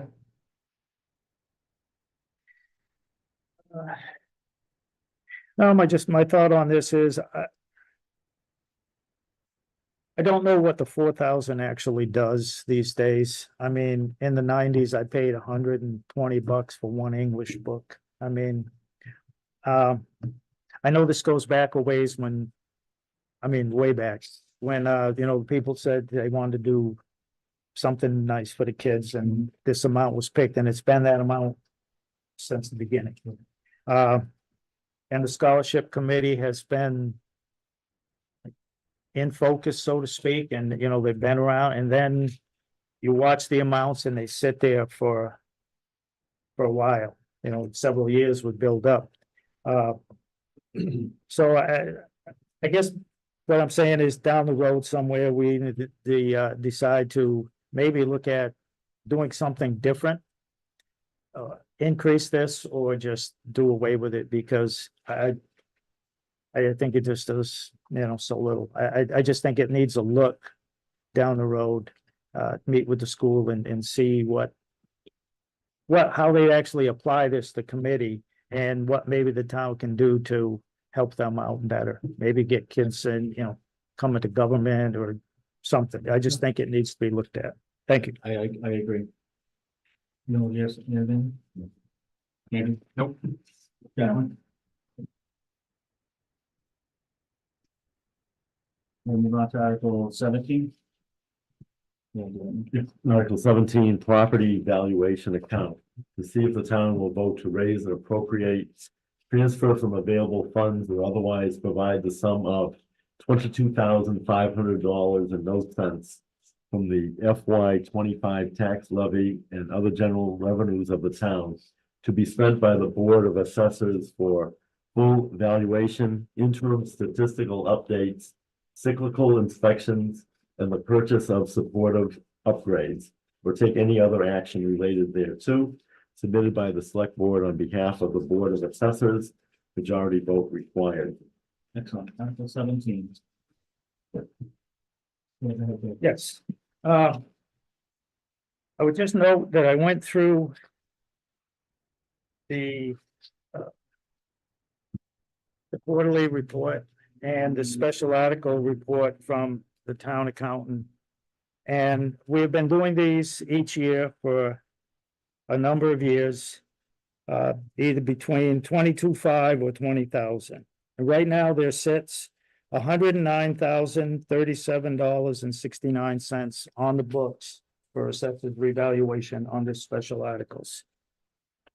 Some have been from free cash, others like this is from tax dollars. And a few meetings ago, the deputy assessor was here and they talked about the reval, and something has to be done every 5 years, and fiscal 25 is the 5th year where they look at all the property. There was a bid put out for those services. It was awarded by Vision Government for $39,500, basically $40,000. So I question the need for this article. You have 109, I just make that 100 grand, you take off 40, you got 60 sitting there for the following out years for cyclical. Especially when well, you'll see in the revenue, I don't even think you have the actual revenue to cover, not even counting the school assessment, but I don't think you have the revenue to cover this, Understood. and I don't think it's needed. Okay. Yes, I guess, I'm sorry. Thank you, Mr. Bennett, for bringing that up. My question is can this money be used from the overlay account? I don't believe so.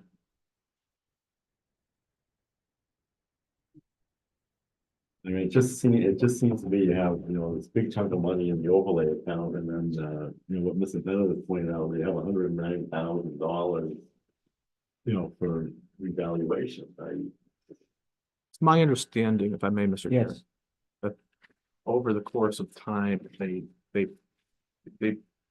bring in smaller amounts over the course of time. So when they're ready to go out and do the work, they have the funds. So the town doesn't have to come up with a bunch of money all at once. That's how I understand it. It's a request of the Board of Assessors for them to continue. That department's a pretty good department, and they seem to know what they have to do. And, you know, I believe if the deputy assessor is here, he'll be able to articulate the points much better than me this evening. Right. However, I do want to say, I think it's important that we do fund, I'd rather do it that way as opposed to like 100 grand up front. Like gratuity versus a lump sum like a.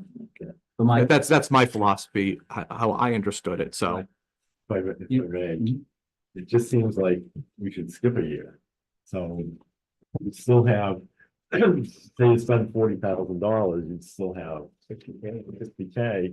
And then you skip a year and then you add 20K over the next 4 years.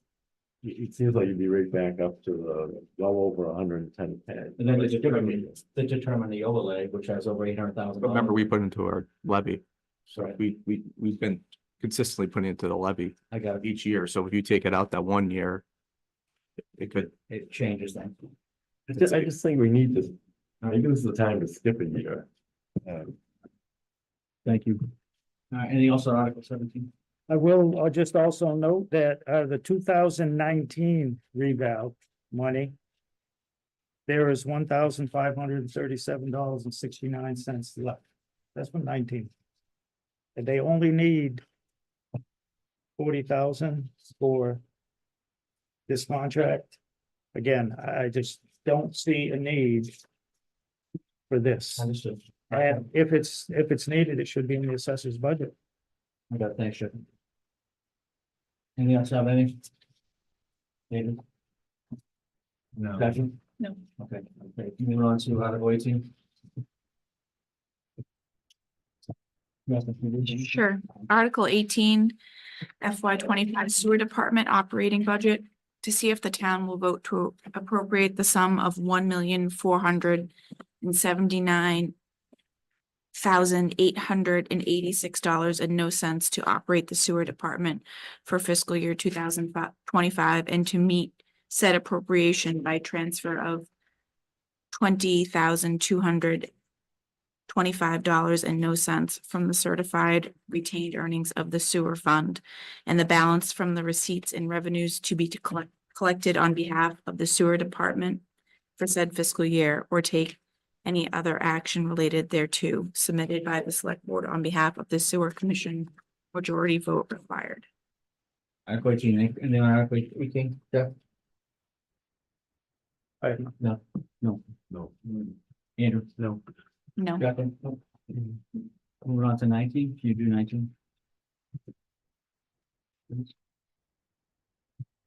Andrew, can you do 19? Yes. Thank you, sir.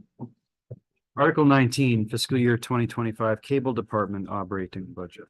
To see if the town will vote to appropriate the sum of $235,455.00 to operate the cable department for fiscal year 2025, and to meet said appropriation by a transfer of $110,455.00 from the certified retained earnings of the cable fund, and the balance from the receipts and revenues to be collected on behalf of the cable department for said fiscal year, or take any other action related thereto, submitted by the select board, majority vote required. Excellent. Any questions on Article 19?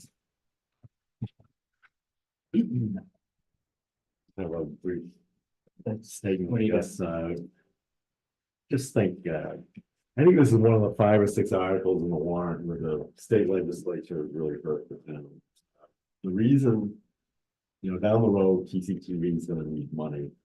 And the Massachusetts legislature has had 2 years and has not acted on the requests of municipal cable TV operators throughout the state, but instead has appeared to listen to the huge media companies such as YouTube, Netflix, and Disney. If the state simply imposed reasonable fees to these giants, TCTV would not have the revenue problems that we'll be facing down the road. It's not this year, but down the road. Thank you. Anything else for Article 19? Jeff, you got anything? I do. Excellent. Andrew? Nope. Jacqueline? No. Article 20.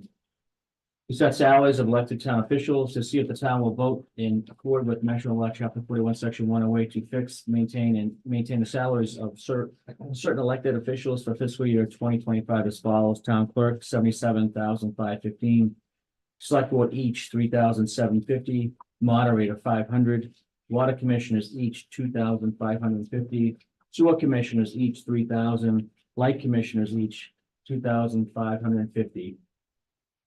Paid by the enterprise fund for the light and water commissioners and the sewer commissioners are paid by the enterprise funds.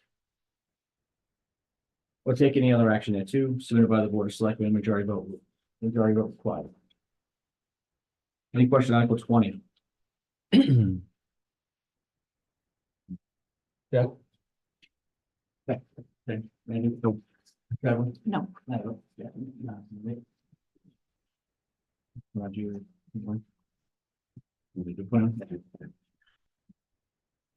Article 21, funding for ambulance department operations.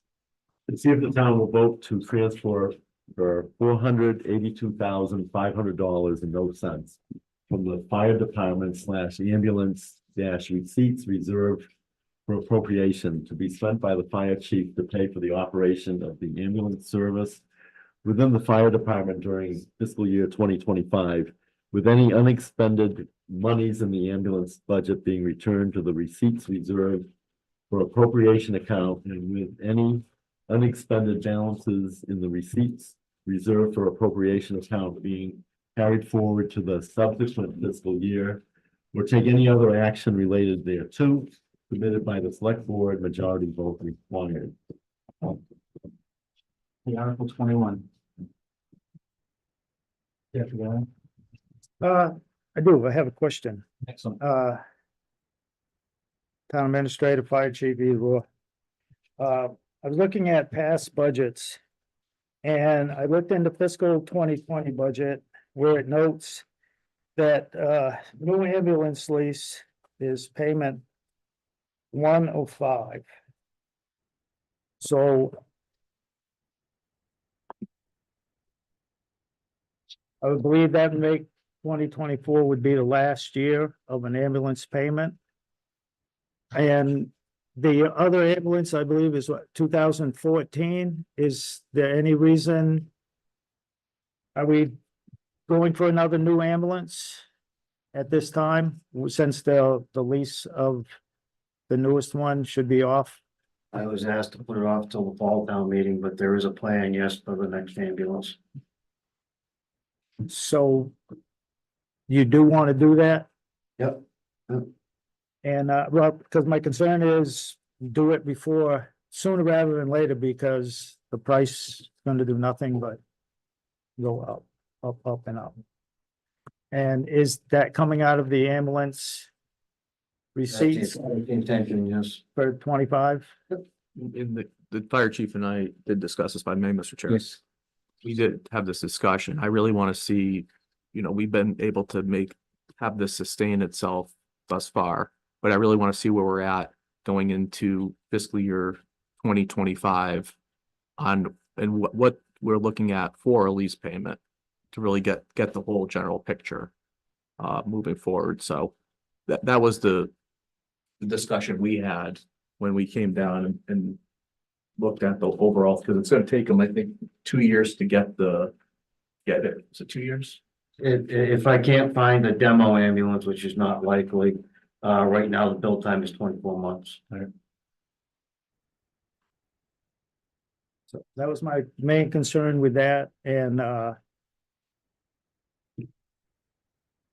if because a lease would be roughly 60 grand or somewheres around there, so you're up over 500 something, and you're looking at the quarterly revenues of around, I don't know, 130,000 or so coming in, according to the financials on the town website. So I understand, I get your point about watching the math and making sure the money will be there.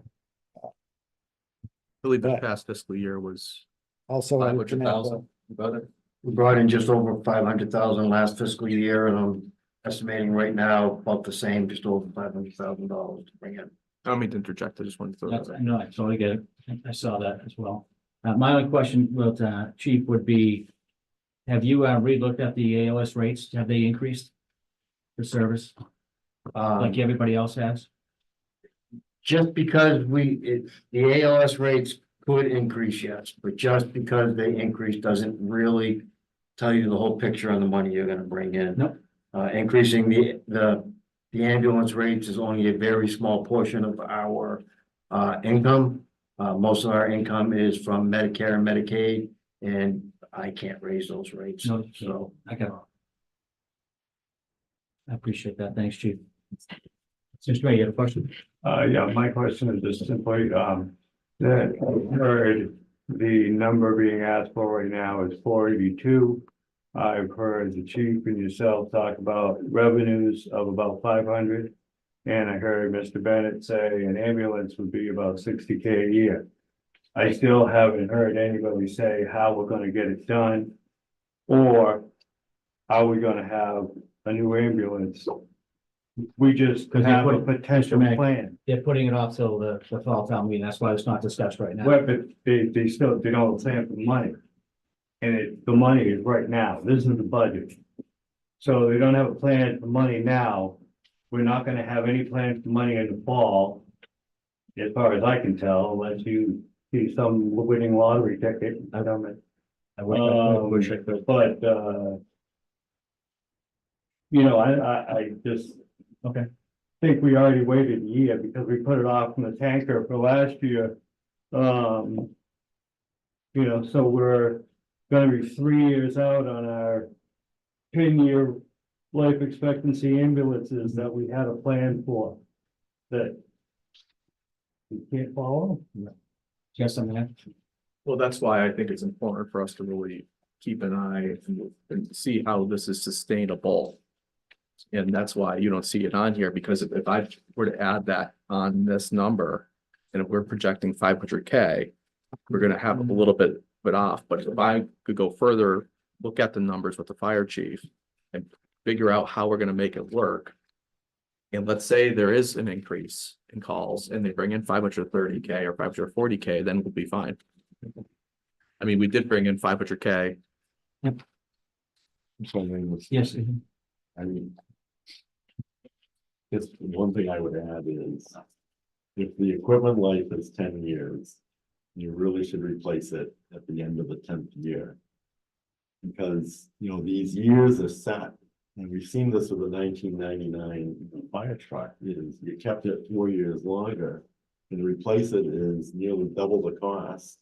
And now you have major repairs and it's probably gonna be out of service. I mean, I think it is very, very important not to go. If at all possible, not 1 month if you can do it, beyond the life. And if the life is 10 years.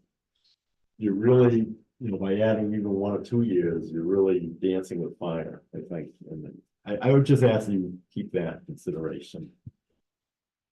In mind. Anything else in Article 21? Nope. Got it. Nope. Okay, moving on. Article 22. Article 22, FY 2025 General Fund Operating OPEX Budget. To see if the town will vote to raise and appropriate the sum of $10,871,090.90 for the operations of general government for fiscal year 2025, or take any other action related thereto, submitted by the select board, majority vote required. Okay, Article 22. Yes, my first question concerns the revenue. Where it shows dispatch with Phillipston. Approved fiscal 25 administrator, it shows $70,000. Yet. January 24, 2024. The select board voted on an agreement with Phillipston for dispatch services. Phillipston assessment is $50,000. How? Seems like you have $20,000 revenue in there that you're not gonna be collecting. 20,000 is coming in through 911. The transfer. That's not what this says. It says the 911 grant is separate from the revenue for dispatch.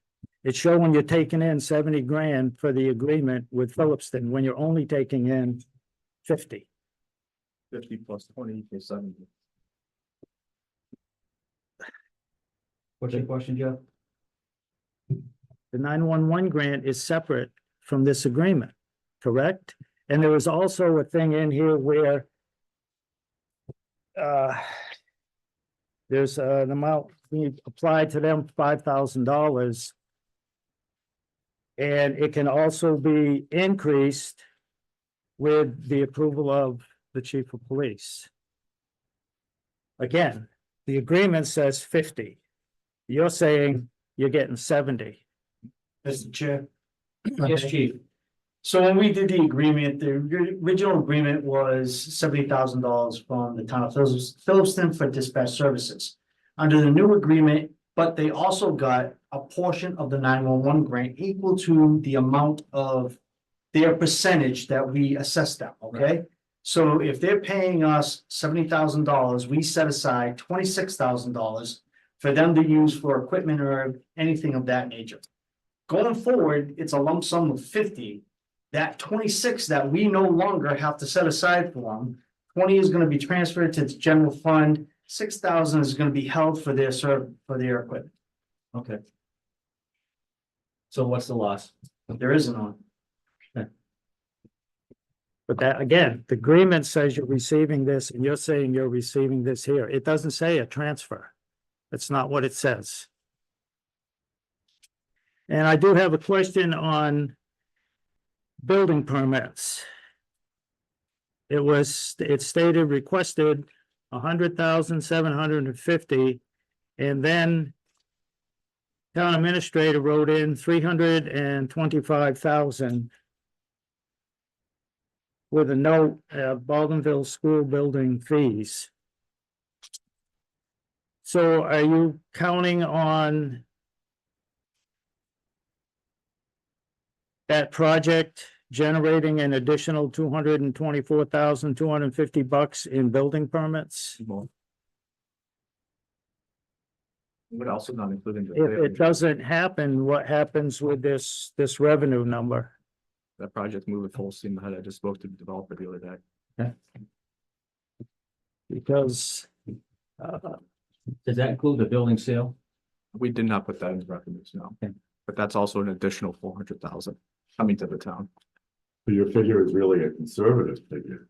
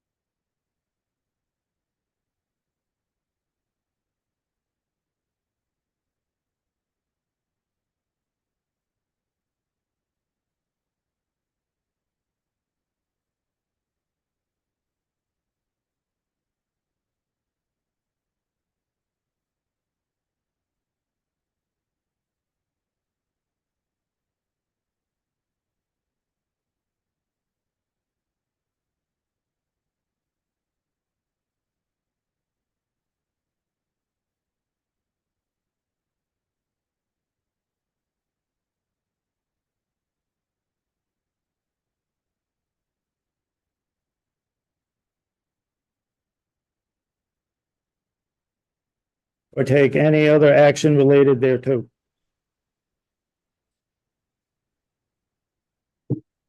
Excellent. Article 23.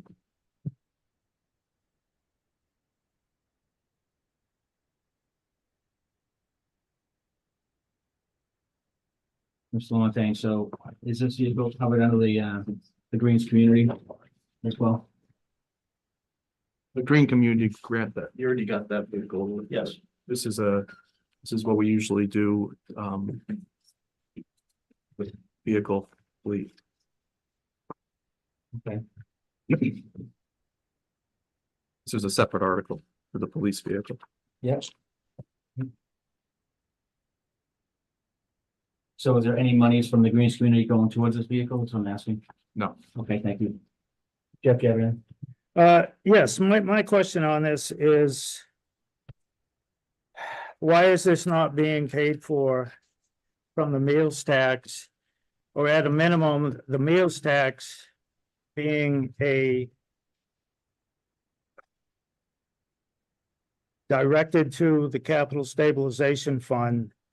So this police vehicle could be paid from there, because when the meals tax was presented to town meeting.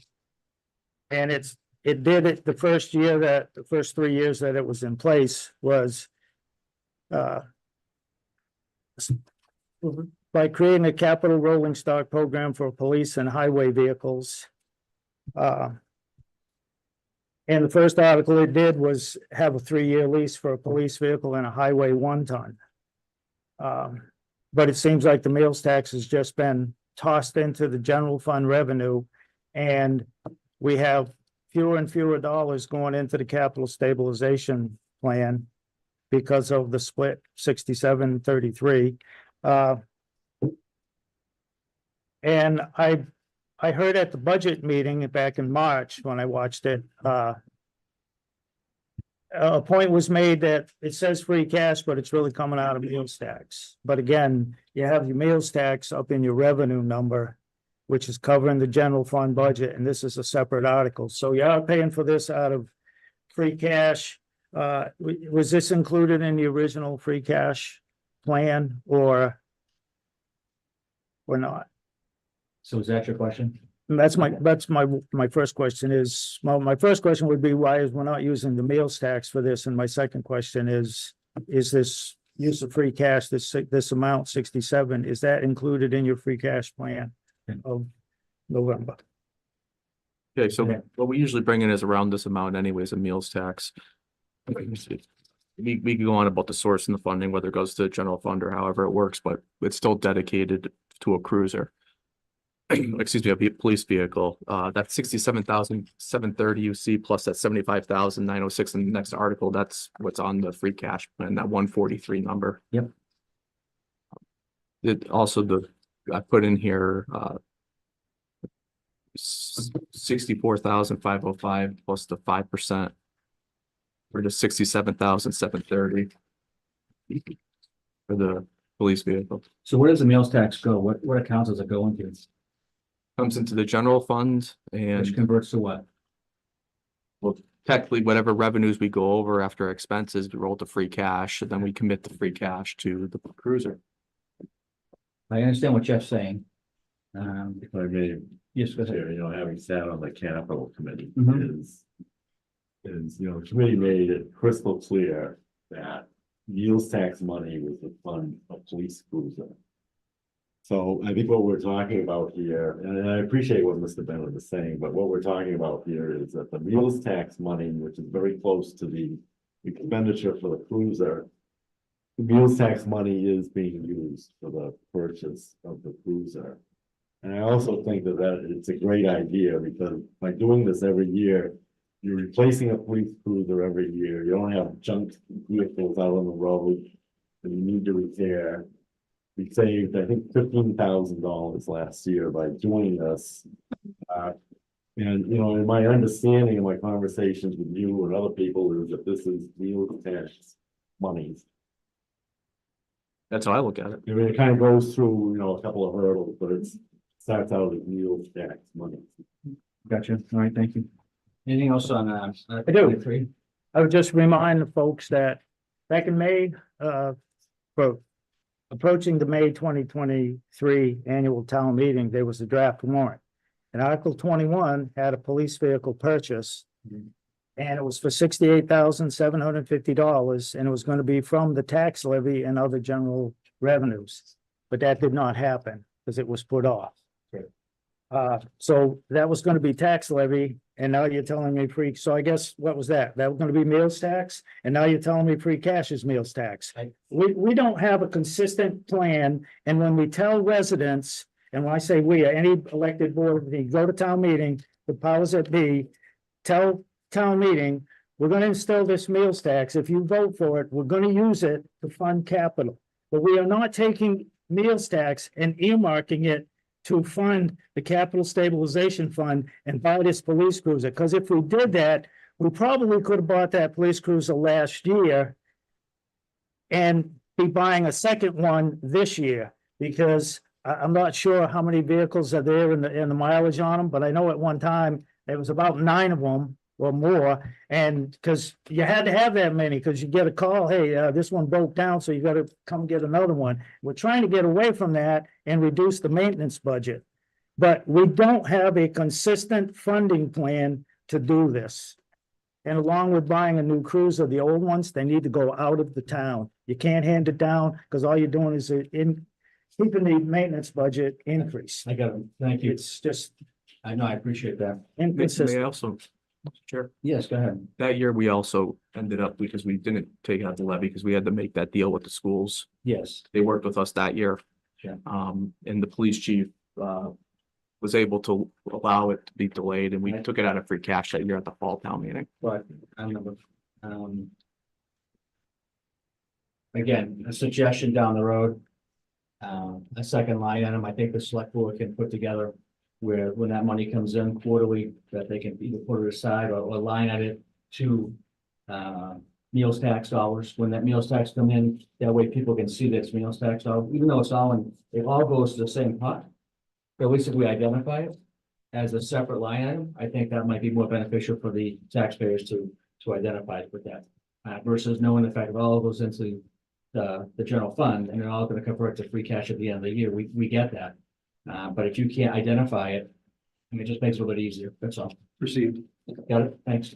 Anything else? Adam? Andrew? No. Shaka? I was just wondering what cruiser is being, what the type of car that's being purchased. Chief? So this year will be Tahoe. We purposely have it listed as police vehicle. Because in previous years, we've gone and presented it, and then a deal has come up where we were able to save money. That's why we don't want to be pigeonholed into, oh, we're gonna buy an Explorer. Well, the Explorer last year jumped up $7,000. So the Tahoe was cheaper. Yep. And again, this year, this Tahoe is cheaper than what we would look at an Explorer. Now, next year, the Tahoe may increase and we might go back to the Explorer, but that's why we do it this way. Okay, thank you. Yes, Mr. May. The only thing I'd like to say from this conversation is, that both of you are talking the same thing, the free cash or the meals tax, except for timing. Because with the free cash, that can be zero. It's hard to get a cruiser out of that.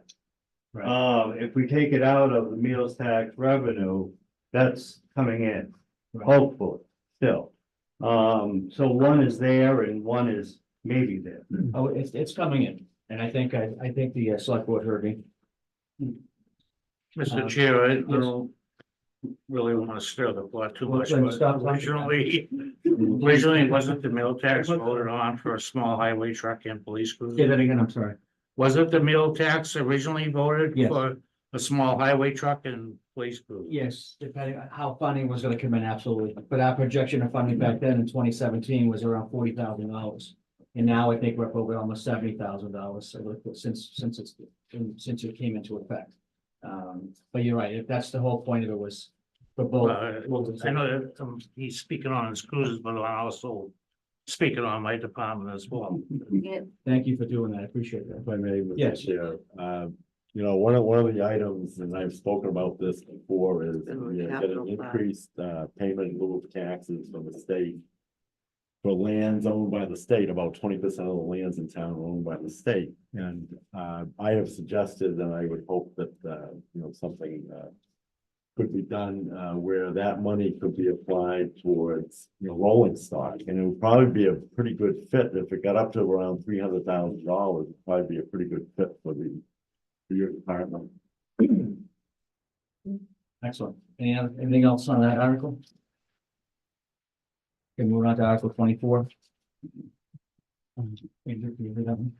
Article 24, FY 2025 capital and special articles, rolling stock and improvements, to see if the town will vote to raise and appropriate the sum of $75,906.00 toward a capital purchase and improvements as generally illustrated below.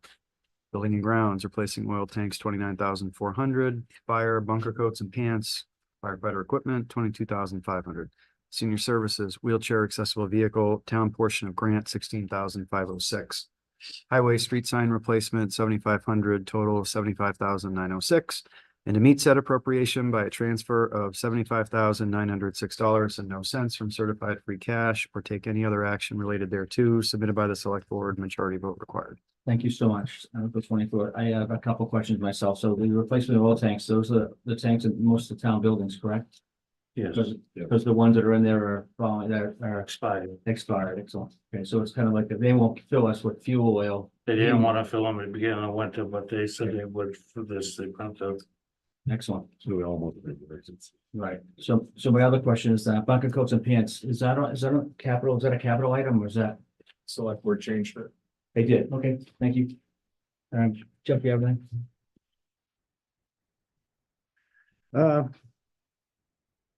Just one question on the bunker coats and pants for the fire. For this article.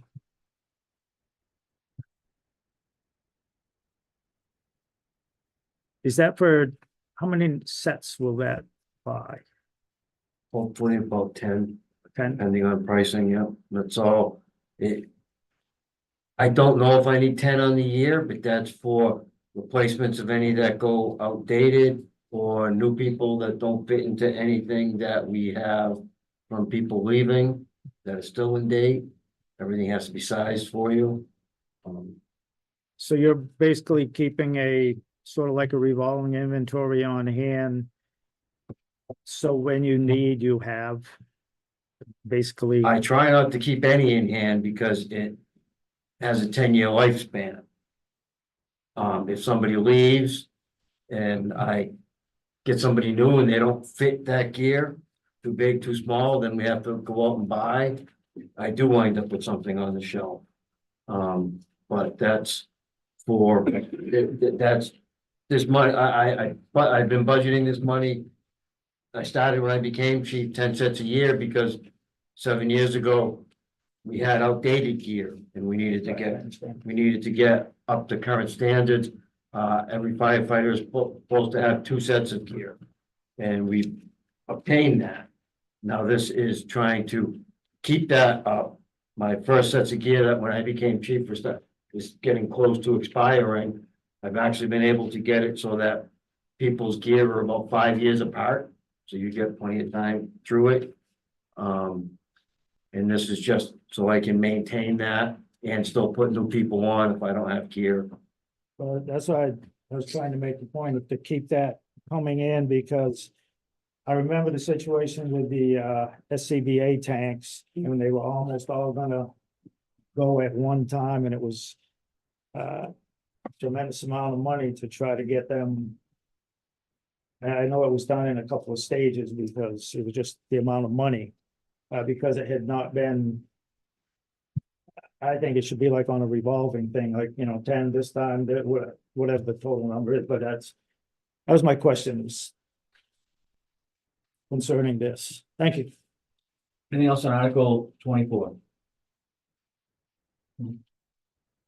Yeah. Andrew? No. Chaplin? No. Okay, moving on to Article 25.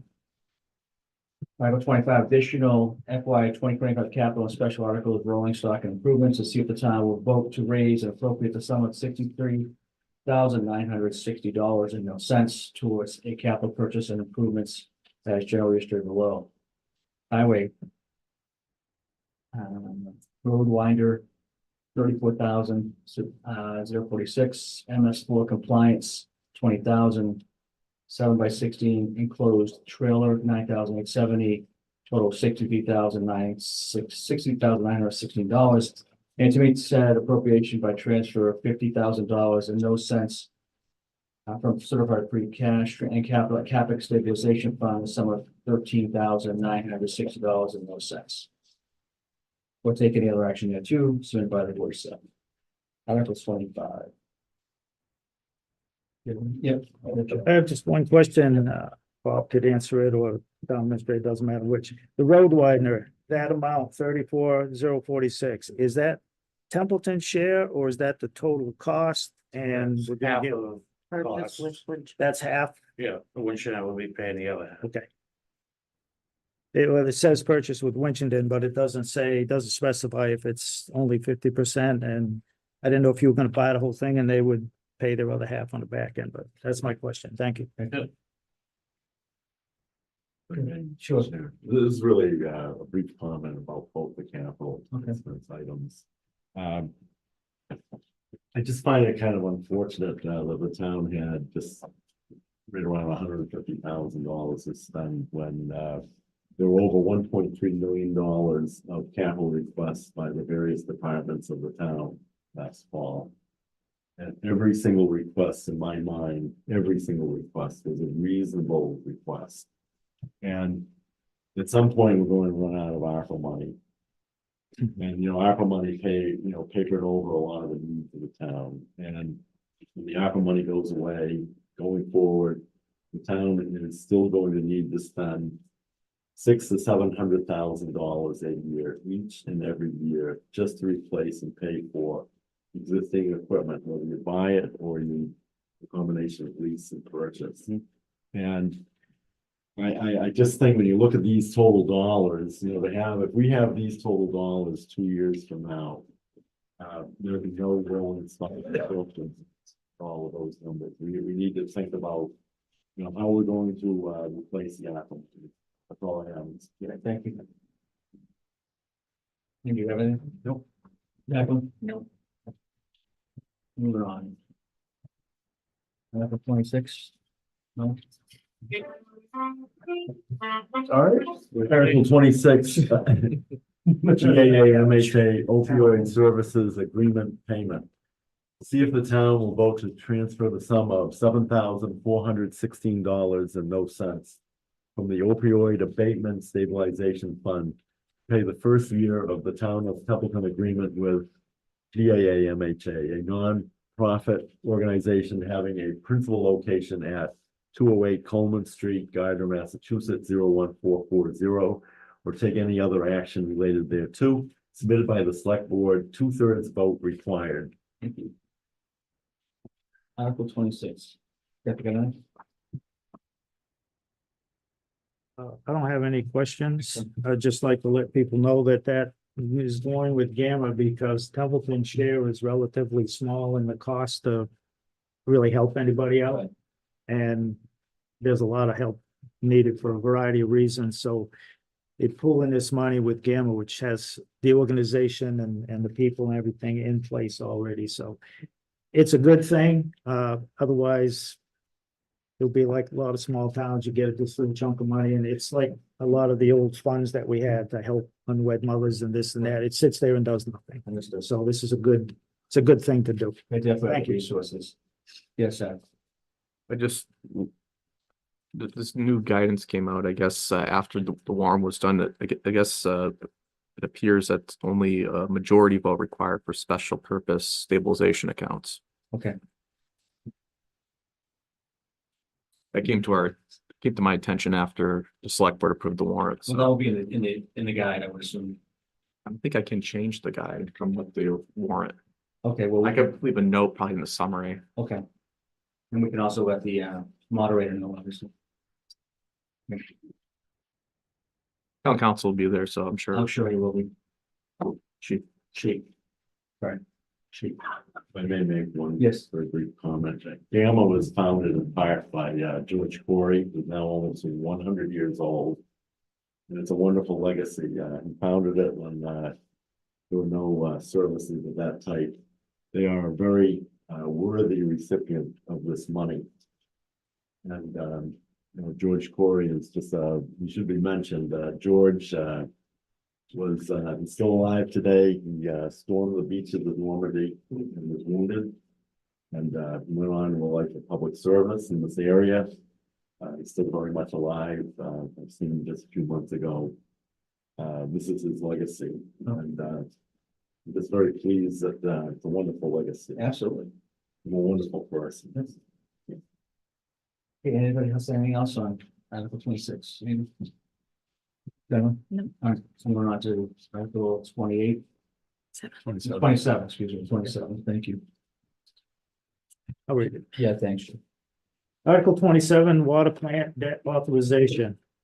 To see if the town of Templeton will vote to appropriate the sum of $400,000 for the purpose of financing the design and construction of a replacement water distribution main on Maple Street in Baldwinville, Mass. 01436 for $400,000, including without limitation all costs thereof as defined in Section 1 of Chapter 29C of the general laws, that to meet this appropriation, the town treasurer, with the approval of the Board of Selectmen, is authorized to borrow $400,000 and issue bonds or notes thereof under Chapter 44 or Chapter 29 of the general laws as most recently amended, that such bonds and notes are expected to be paid from the Water Plant Enterprise Fund revenue water receipts, but nevertheless shall be general obligation bonds of the town of Templeton, and that any federal or state grants awarded prior to issuance of bonds will be used to reduce the amount of the town of Templeton or take any other action related thereto.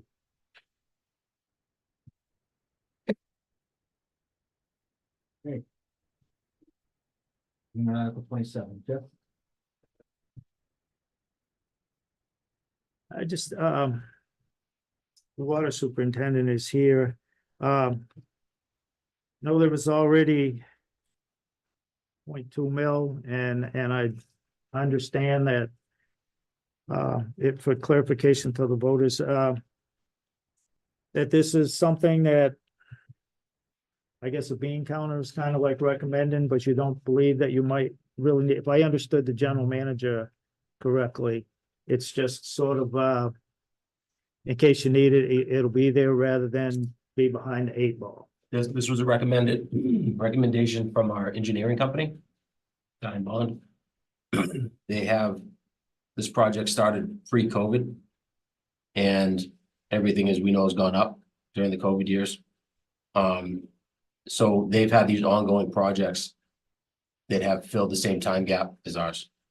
And through experience of these other projects, they're running up on shortages as these projects are coming up to the end of their, finishing up.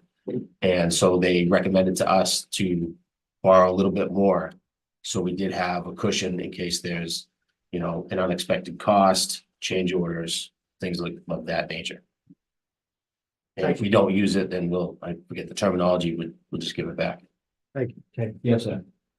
So on this project, we did receive the bids for the Maple and the School Street improvements project. Right now, we're trying to coordinate a joint meeting with the select board as well as the water commissioners. So I've been in talks with John Driscoll, and Scott's involved as well. So we're hopeful that we might, I did speak with the chair of the board, and we're looking at possibly calling a select board and water commissioner joint meeting for the town meetings, but we're waiting to hear back whether the water commissioners can make it work as well. Excellent. Okay, great. Anything else on Article And the 27? bids came in pretty favorable. They did. Excellent. No. Okay. Nope. Grab No. it. Moving on to Article 28, the Montachusett Regional School Vocational Technical School. Jacqueline, can you read them? Sure. Thank you. Article 28, Montachusett Regional Vocational Technical School, to see if the town will vote to raise and appropriate the sum of $647,232.00 as the amount assessed upon the town for the fiscal year 2025 assessment by the Montachusett Regional Vocational Technical School District for the purpose of educating and transporting the town's enrolled students and capital debt expenses provided. However, that any stated amount shall be reduced to any lesser amount which shall subsequently be certified by the school committee and certified by the town for the fiscal year 2025, or take any other action related thereto submitted by the select board on behalf of the Montachusett Regional Vocational Technical School District. Majority vote required. Excellent. Article 28. Jeff, you have anything? I do not. Excellent. No? No. Yes. Andrew? Nope. Jacqueline? Nope. Excellent. Moving on to Article 29. Andrew, thank you. All right, Article 29, Narragansett Regional School District. To see if the town will vote to raise and appropriate the sum of $8,699,925.00 as the amount assessed upon the town for the fiscal year 2025 assessment by the Narragansett Regional School District for the purposes of educating and transporting the town's enrolled students, provided, however, that any stated amount shall be reduced to any lesser amount, which shall subsequently be certified by the school committee and certified to the town for fiscal year 2025, or take any other action related thereto, submitted by the Narragansett Regional School District. Majority vote required. Jeff, you have anything?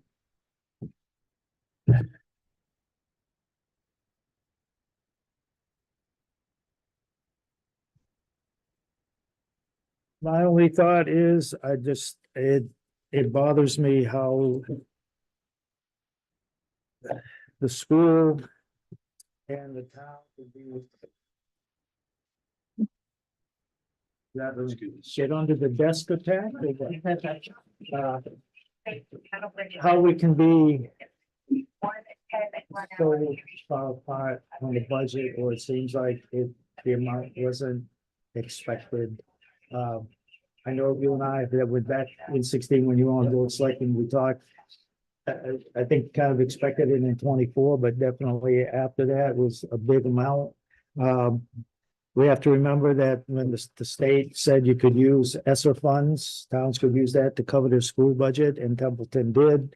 And then after you have warrants posted, some town meetings held and others just around the corner, they said no. And the school paid the $182,000, and we just have to expect that this is coming. And of that $1 million, 200 and some odd thousand is from the state minimum contribution, because our valuations are up, so everybody is richer. Look at your wallet, you're richer because that's the formula. Right.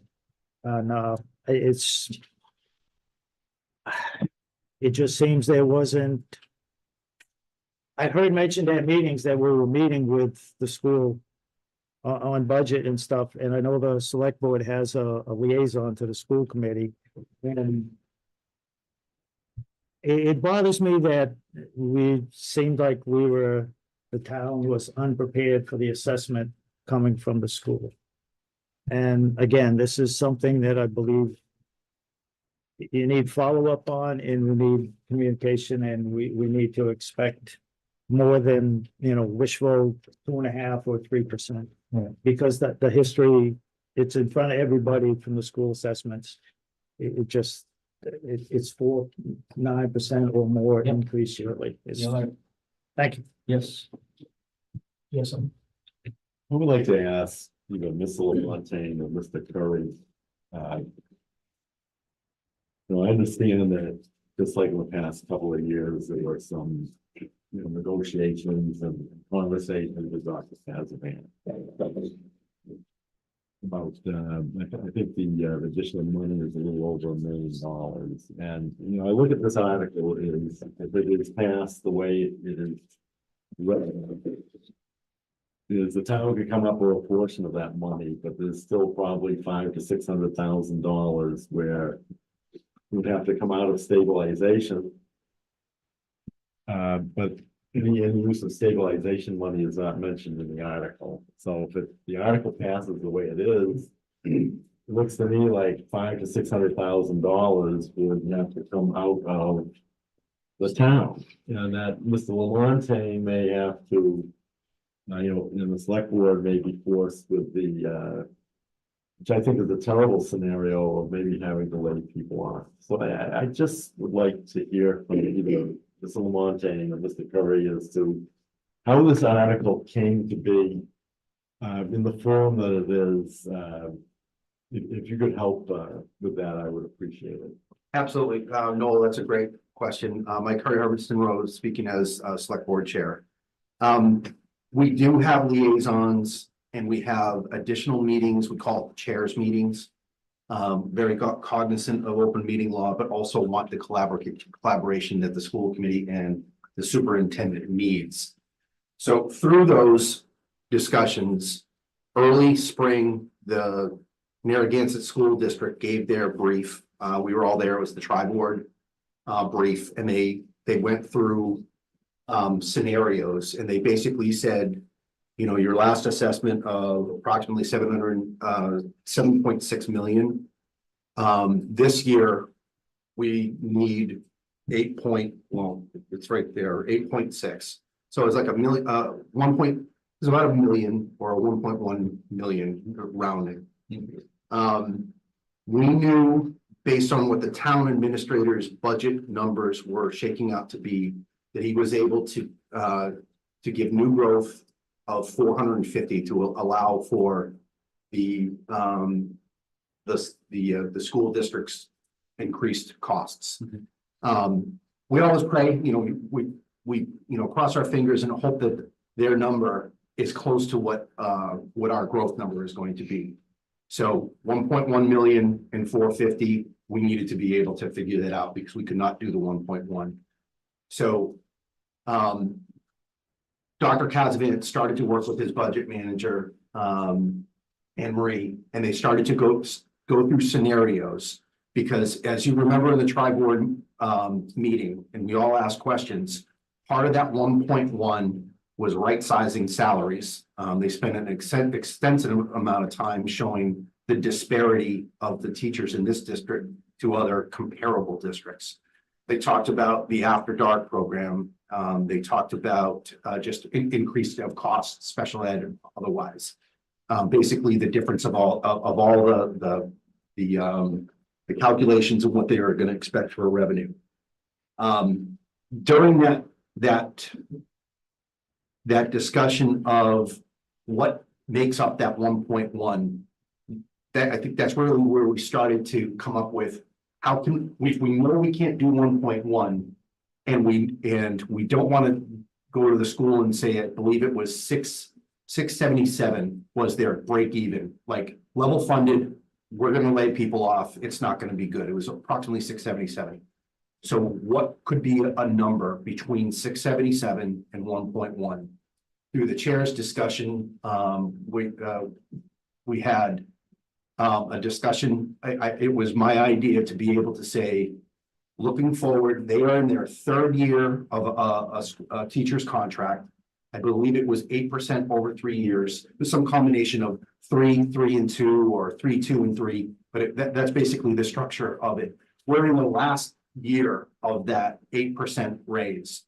Next year, they go to renegotiation. And if you watch the news, Newton went through it, Andover just went through it. To be able to look at it to say, should we try and right size salaries this year? Maybe not. Maybe we need to have a bigger discussion. Jeff, I did watch the meeting. I think Jeff was at least in your last advisory committee, and I did watch. The cameras were difficult to figure out, but in talking about there's a bigger problem coming, what can we do to sustain this year? Again, what is the number between 677 and 1.1 million? With Adams' new growth of 450, if we got in around I think number came out to be like 865 or 885. That would allow, so with that number, we would take a look at using the stabilization to get us through this fiscal year, to be able to get to a more difficult fiscal year next year, where we know the number is going to be much higher because of the contract negotiation. So with Adams 450 and approximately 20% of stabilization, the use of stabilization, which comes out to be about $360,000, we would be able to take care of the school's increased cost, their after dark program, and retention of some key staff that Chris said that he needed. During that meeting, I don't think that there was a lot of discussion about trying to be able to negotiate a deal, for lack of a better term. I wish I could have been at the meeting to be able to talk through those things. I couldn't be at that meeting. We have another chairs meeting tomorrow. Again, still trying to answer your question. We have another meeting tomorrow to be able to say the 1.1 can't stand. If the town meeting passes that article as it's presented by the school district, if the town passes that, that's going to force the town administrator to come up with approximately $600,000 of cuts. If the town does not pass the 1.1, I'm kind of really answering your question. I'm adding in a couple extra things here. If the town does not pass the 1.1, that goes back to the school committee to recertify a number, and it puts them in a potential 112 situation, which we do not want. So to finish out explaining to you, the numbers discussion is to make them whole for the programs and personnel that they really need for this year, and approximately the high, just under 900,000 would be a combination of the 450 we have in new growth and taking approximately 360, 365. We'll actually finalize the numbers. I think the number would be 450 and then 365. That brings it to almost 8.45 million. And that basically takes care of the school. The school committee will have to recertify that number and to go through it. Jeff actually said it during that meeting. There are a couple key things I agree with him. He said, "I'd go for it all." I agree, but we want to bring something that we don't have a problem in town meeting. We'd rather bring a solution, which that's going to be the floor solution. And that's the other thing that Jeff was talking about, to basically, I think he said, to duke it out, on, right. Well, that's, town meeting floor, you go back and forth, discuss it and so forth. That would be the way that I would find a solution for, that's gonna be good for us. Not only using 20% of a stabilization account to get to this next year and have the school recertified. Excellent.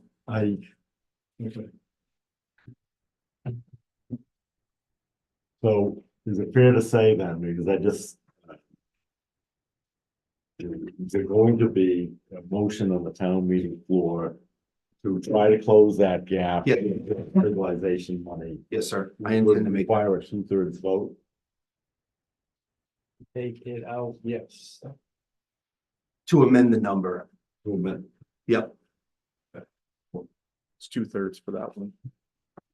If you're using stabilization, the OPEX, 2/3. Until that new law may pass or that doesn't pass, but right now, so.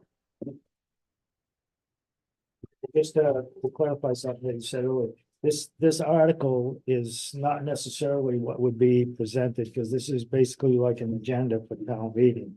Whatever the motion the selectmen are gonna bring, whenever we're gonna see that, hopefully before town meeting, but the motion is what town meeting will be duking it out or kicking the can is, To the chair.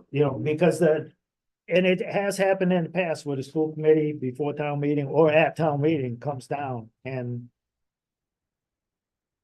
adjust their number. It's been done right on town meeting floor in the past. Yep. I don't count on it, but it has been done. But if this number is in the motion, well, then that's the number, but it's gonna have a different approach, say a different number, this number, and take it out of taxation with 4 or 5, 6, whatever the number I would would be say out of, exactly what it out is. of what it stabilization. was. That's what with town meeting would actually be voting. Well, I think we need to take a step back and look at the procedural things because the school committee has to certify the number. So whatever we bring to the floor is gonna be irrelevant until they certify the number. Yeah.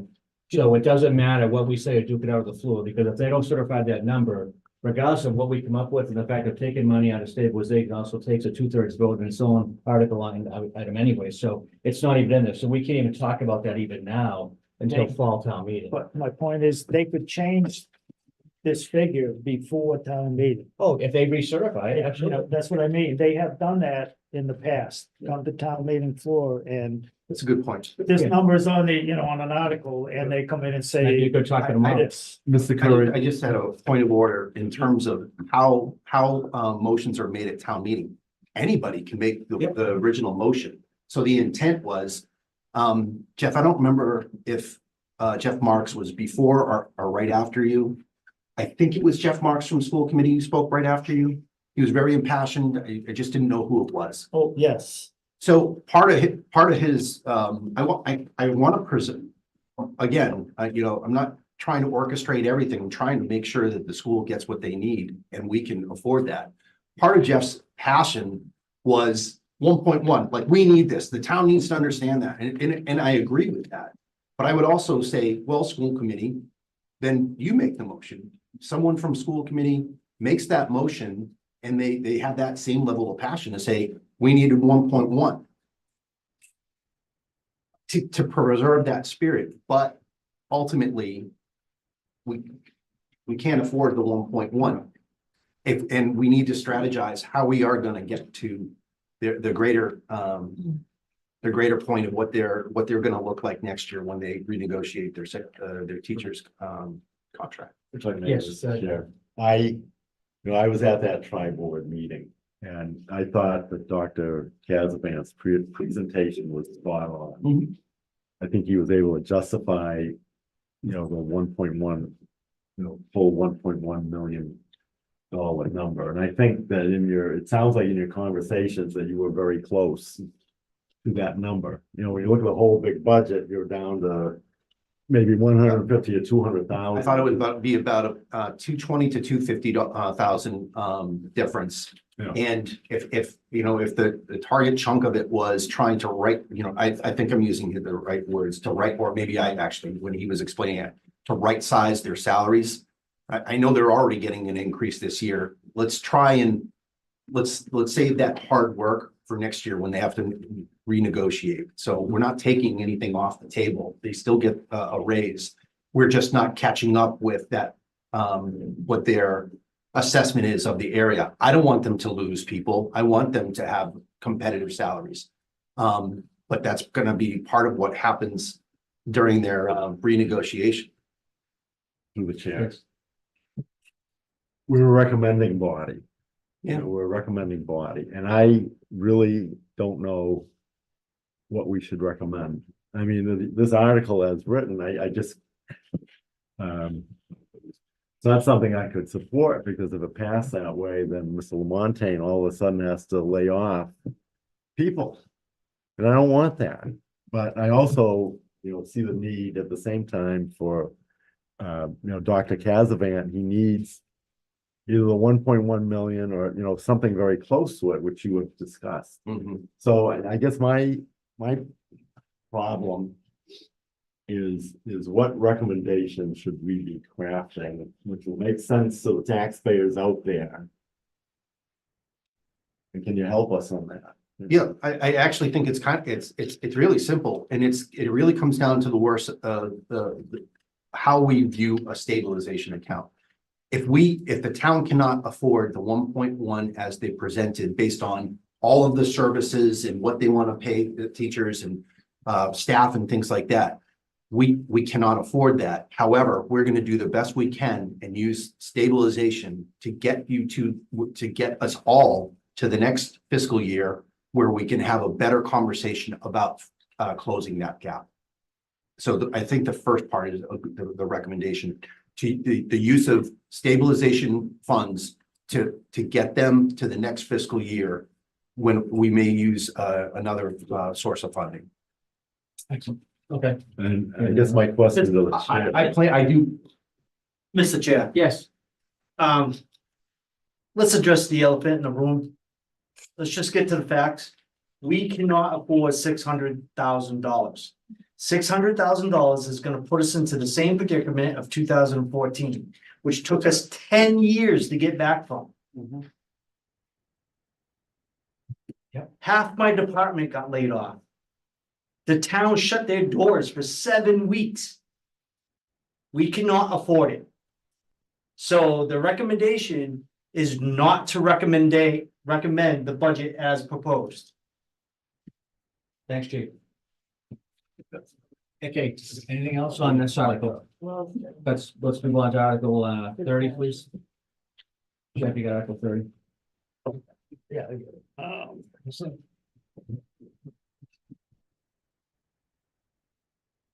Article 30. Norfolk County Agricultural School tuition. To see if the town will vote to raise and appropriate the sum of $27,905.00 to pay the tuition of a Templeton resident admitted to Norfolk County Agricultural School as required by Chapter 74 of the Massachusetts General Laws, or take any other action related thereto. Jeff, do you have anything to say?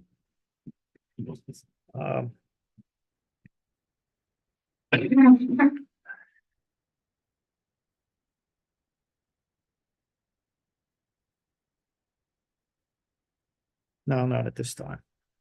Hey, you have anything to say? No. Andrew?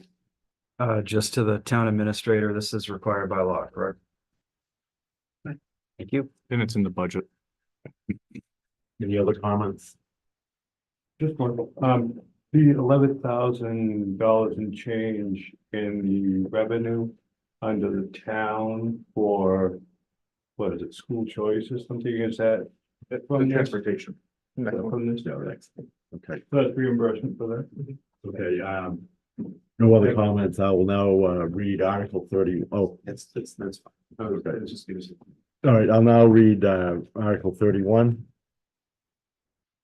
Article 31, Norfolk County Agricultural School Transportation.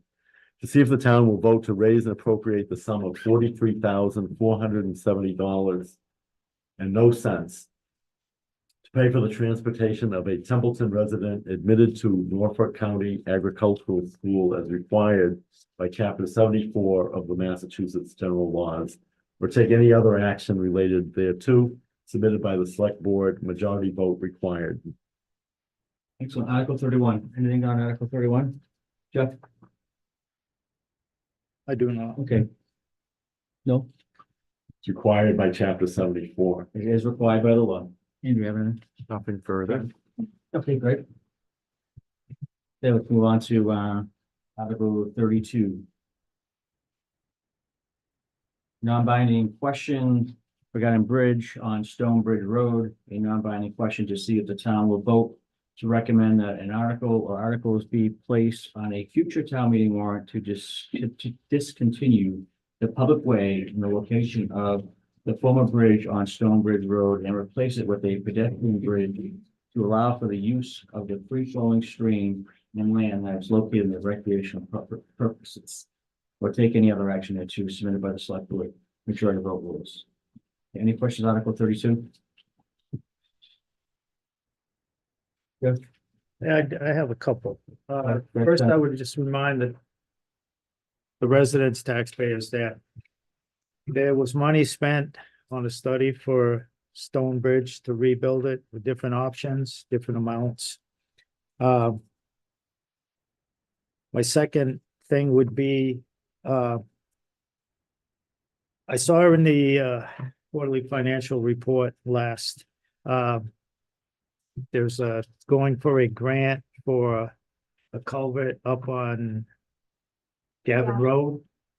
I'm wondering if that same approach is being pursued for Stonebridge Road. I'm not sure about how much traffic goes down there, but I know there's a few houses. And it would seem to me it would be the best interest of the residents in the town to have that road open. You could still have a recreation area. You could still have, if you want to have some adjacent concrete, whatever structure, walkway across it, so, you can go pitches, go pick whatever you want to do. But, I just, the town spent the money on the study for the different options. And I would just hope that the grant writer would go, because it's a culvert, not rather than, it's not the small bridge. Does it fit in the thing like Main Street Bridge? It's culvert replacement and we should be replacing it. Thank you. We have roads closed as it is. Thank you. Thank you. Andrew, you have any? Yeah, I just say, in my line of work, I always try to say, give the client the vote, and I don't think there's anything wrong with giving people a vote. Town meeting on this. No? Yeah. I think as a recommending body, this, as I recall, generated a lot of discussion at the fall town meeting.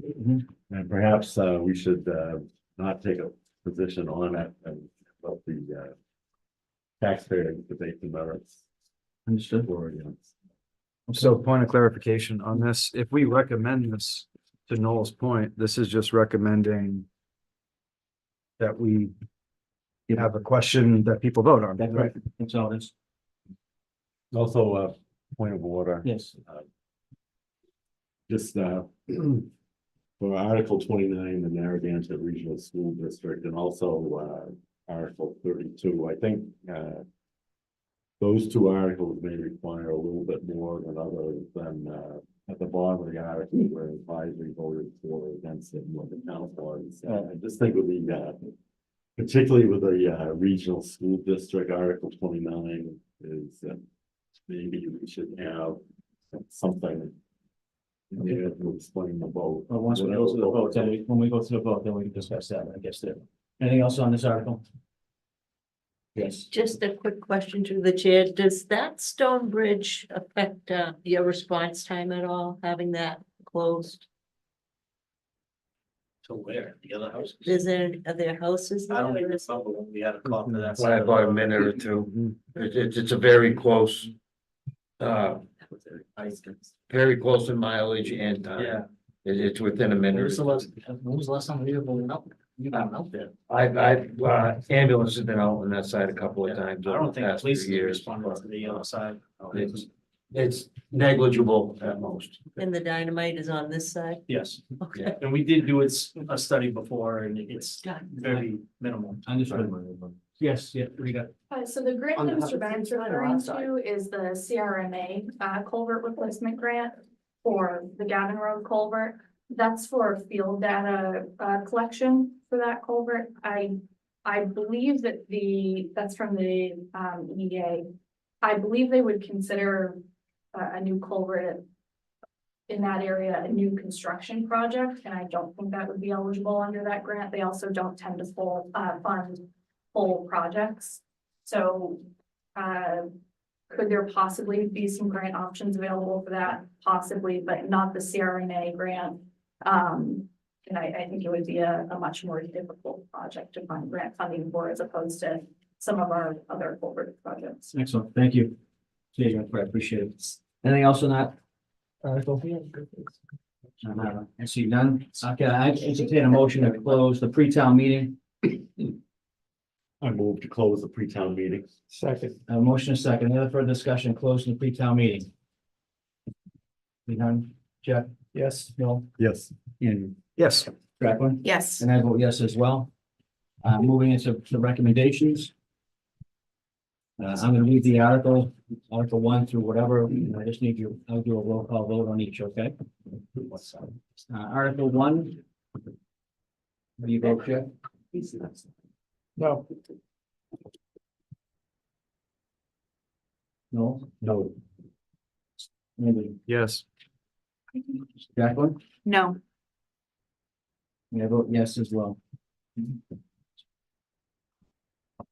Article 2. Well, how do you vote?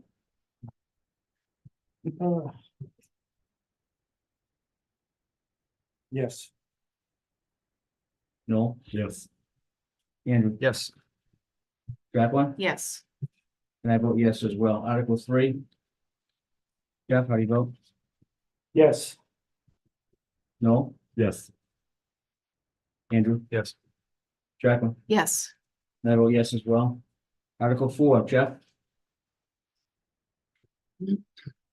Yes. No? Yes. Andrew? Yes. Jacqueline? Yes. And I vote yes as well. Article 5.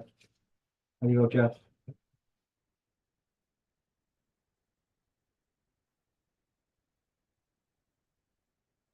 I'll vote yes. Reluctantly. No. Thanks. I'd like No, to defer my vote to one moment. okay, I deferment, make it. Andrew? Yes. Jacqueline? Yes. And I vote yes as well. I vote yes. Article 6. How do you vote, Jeff?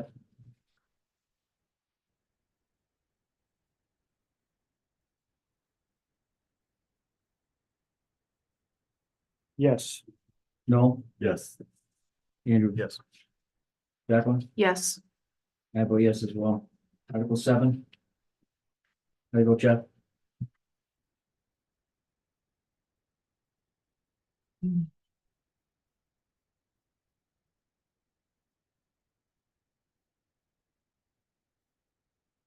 Yes.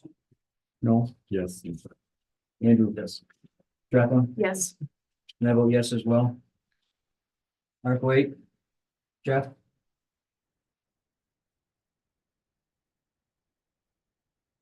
I may change my mind on this, but right now I'm gonna vote no. No, okay. No? Yes. Andrew? Yes. Jacqueline? Yes. And I vote yes as well. Article 9. How do you vote, Jeff? Oh,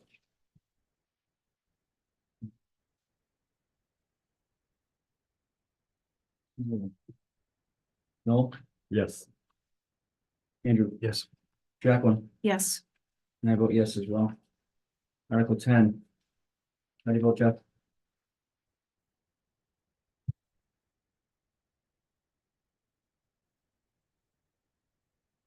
no. Andrew, I'm sorry. No? Yes. Andrew? Yes. Jacqueline? Yes. And I vote yes as well. Article 11. How do you vote, Jeff? I vote yes. Get this off the rip on the tax record. Excellent, excellent. No? Yes. Andrew? Yes. Jacqueline? Yes. I vote yes as well. 12. Article 12. Jeff, how do you vote? Yes. No? Yes. Andrew? Yes. Jacqueline? Yes. I vote yes as well. Article 13. How do you vote, Jeff?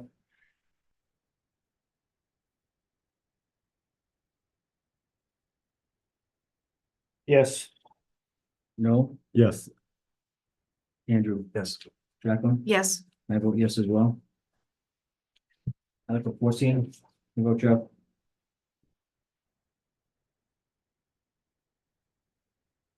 Francis Bailey. Yes. Thank you. No? Yes. Andrew? Yes. Jacqueline? Yes. And I vote yes as well. Article 15. How do you vote, Jeff? No. No. No. No. Yes. Andrew? Yes. Jacqueline? No.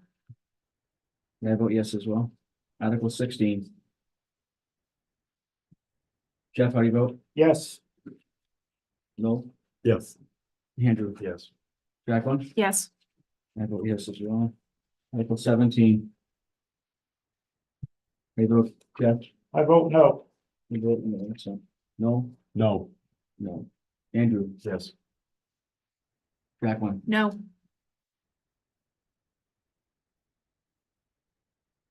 And I vote no as well. 18. I vote Jeff? I vote yes. Thanks. No? Yes. Thanks. Andrew? Yes. Jacqueline? Yes. And I vote yes as well. 19. Yes. Thanks, Jeff. No? Yes. Andrew? Yes. Jacqueline? Yes. I vote yes as well. 20. Yes. Thank you. Roll, Yes. Andrew, Yes. Jacqueline, Yes. and I vote yes as well. 21. Jeff, I'll vote yes. no, Present. Andrew, Yes. Jacqueline, Yes. and I vote yes as well. 22. Jeff, I am voting no. And I looked through the revenue sheet and nowhere do I see revenue coming in from the 911 grant to pay for anything, while I see transfers from light, water, and sewer enterprise funds to pay for retirement, health insurance, et cetera. So, okay. All right, thank you. No, Yes. Andrew, Yes. Jacqueline, Yes. and I vote yes as well. 23. yes. No, Yes. Andrew, Yes. Jacqueline, Yes. and I vote yes as well. 24. I vote yes. Thank you, Jeff. No, Yes. Andy, Yeah. Jacqueline, Yes. and I vote yes as well. 25. Jeff, Yes. thank you. No, Yes. Andrew, Yes. Jacqueline, Yes. and I vote yes as well. 26. I vote yes. Thank you, Jeff. No, Yes. Andrew, Yes. Jacqueline, Yes. and I vote yes as well. 27. Jeff, I vote yes. One of the smart things from the water department. excellent. He's giving you a compliment. Oh, see, look at the history. Really?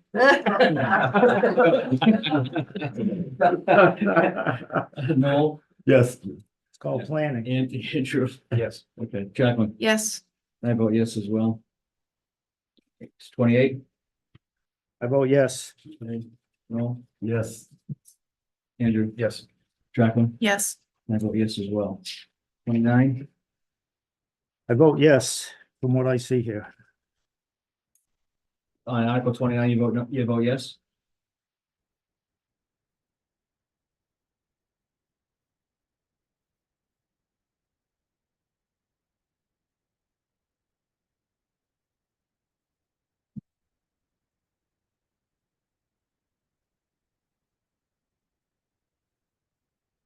That's the music.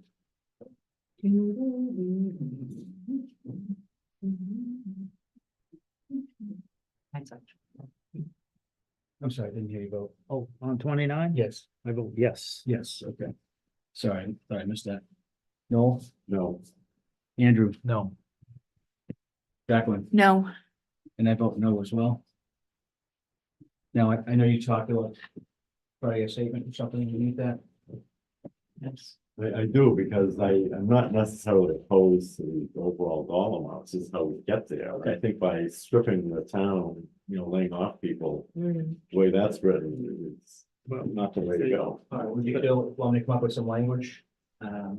We have this time we have a solution, and from Mike Bennett's point from 2014. Yeah. We did not have a solution for that No. 514,000.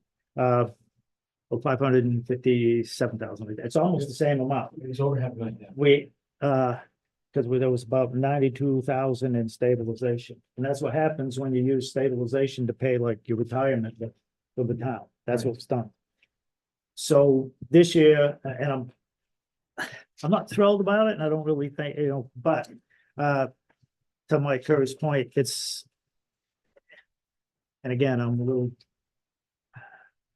really pissed about this number coming in as a surprise without solutions from managers. But to Mike's point, there is something there is the stabilization fund to make up the difference, to kick the can down the road for another year, but hopefully to get our asses in gear and meet with the school committee and come up with solutions and be ready for the next. Be ready for I'll next sit down year. with you if that's okay. That's my rant for the evening. Thank you so much. On 30, Did all the other folks vote? yes, they did. Yep, they sure did. Article 30. Jeff, That was a no, 4-1. Yes. It's Yes. Narragansett. Yeah. So it's a no, 4-1. On Article, I'll give you mine when Oh, yeah, I got, okay, I'm keeping up. excellent. Okay, 30. Article 30, I'm a yes. Yes. No, Yes. Andrew, Yes. Jacqueline, Yes. and I vote yes as well. 31. Jeff, Yes. no, Yes. Andrew, Yes. Jacqueline, Yes. and I vote yes as well. And 32. Jeff, how you vote? I'm gonna abstain. I have no. Okay. At this point. And, I feel there should be no recommendation. This should be left for the town. okay, so no. Andrew? With no recommendation. There was no recommendation, an option that's separate from yes or no upon clarification. There is. I just have none. I'm gonna vote no recommendation as well. Jacqueline? I'm also going to agree with Noel and Andrew.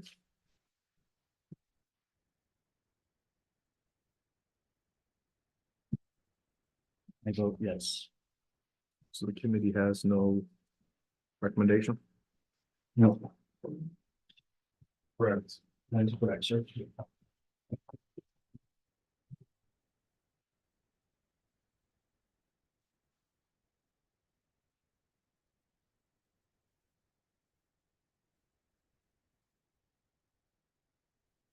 At this time, we don't have any old business. Member comment, Jeff, any comments? I do, I just have, I'll have a couple. Can you keep them short, please? Town meeting, May 15th, 2024. It's really important for people to show up, your residents, your registered voter. This is when you get to have your say and discuss things. What time is that? Look at the one. 6 o'clock. 6 p.m., I believe. The other quick comment is the water superintendent, seeing him here tonight. I've been to a lot of these pre-town meetings just because I'm a pain in the ass resident. And it's good to see him here. I've seen him at selectmen's meetings. It is a town department. I don't care what anybody wants to push out there and the politics, all of that crap aside. I believe I think he's come here to a town with a different attitude and has been trying to be engaged. And I will give him a hard time here or anywhere else about budgets and planning and everything, but I meant it when I saw the $400,000 debt thing. If you look at their last capital plan for the water department, it states right in there, they have high debt, and it's before his time, and that's political stuff and not the current planning. And in there, that study, it shows they have high debt and high salary, and it's no secret. You can find it out. It's in the annual town report. The salaries for the light and water department employees are in there. It's not in their financials where it maybe belongs also, but and you talked about capital improvement and everything, and I'll be done in a minute. Replacement and extension of water mains is where that comes in. It's hard to say, hey, buy this piece of industrial land, but you gotta punch a well because there's no water main up there, or that water main breaks like weekly. But it's good, I'm just glad to see him here, involved in the meetings and coming in, because it is town department, and he's going to town meeting. I mean, this is going in front of town meeting, and it's town debt. Okay, it says it right in the article, it's town debt, it's on the town books. So I'm very glad to see you come to these meetings and taking part. Thank you. I appreciate that as a resident and as a real pain in the butt, and so I thank you for this. I appreciate that, Joe. Thank you. Thanks, Jeff. No, you have anything? Yes, I do. I just want to keep it very brief. First of all, I appreciate how you ran the meetings tonight. Did very well. Thanks. Good job to do it.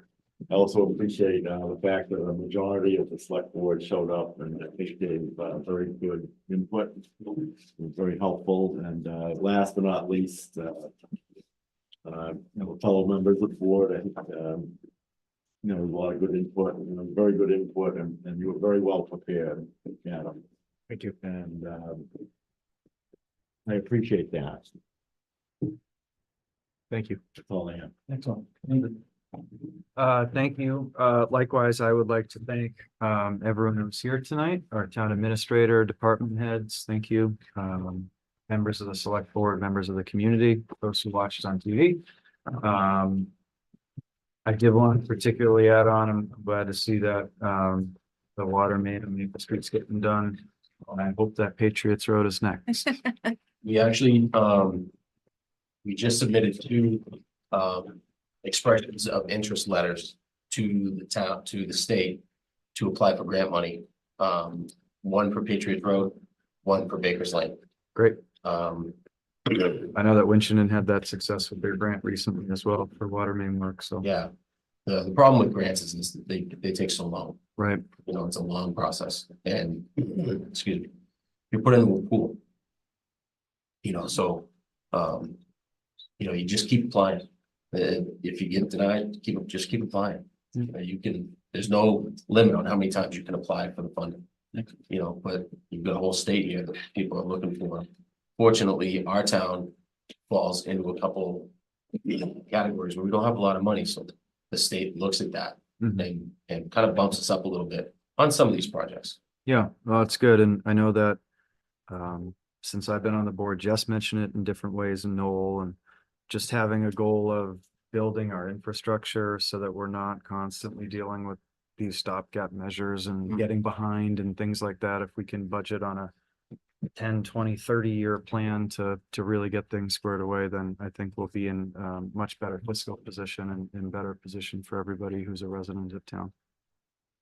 Well, saying that, I'm gonna go to you in a second, but I don't know if you knew this, but last year, Gardner took their last wooden water pipe out that was put in when Grant was president. They just took it out last year. Oh, I didn't know that. Yeah, it was 850 feet. It was crazy. They saved it somewhere, but can you imagine a wooden pipe that lasts that long? But anyways, Jack, what do you have? I do not, except that probably didn't taste very well. I knew it. I wouldn't want to drink that water. Okay, with that being said, again, thank you for coming. I really appreciate it.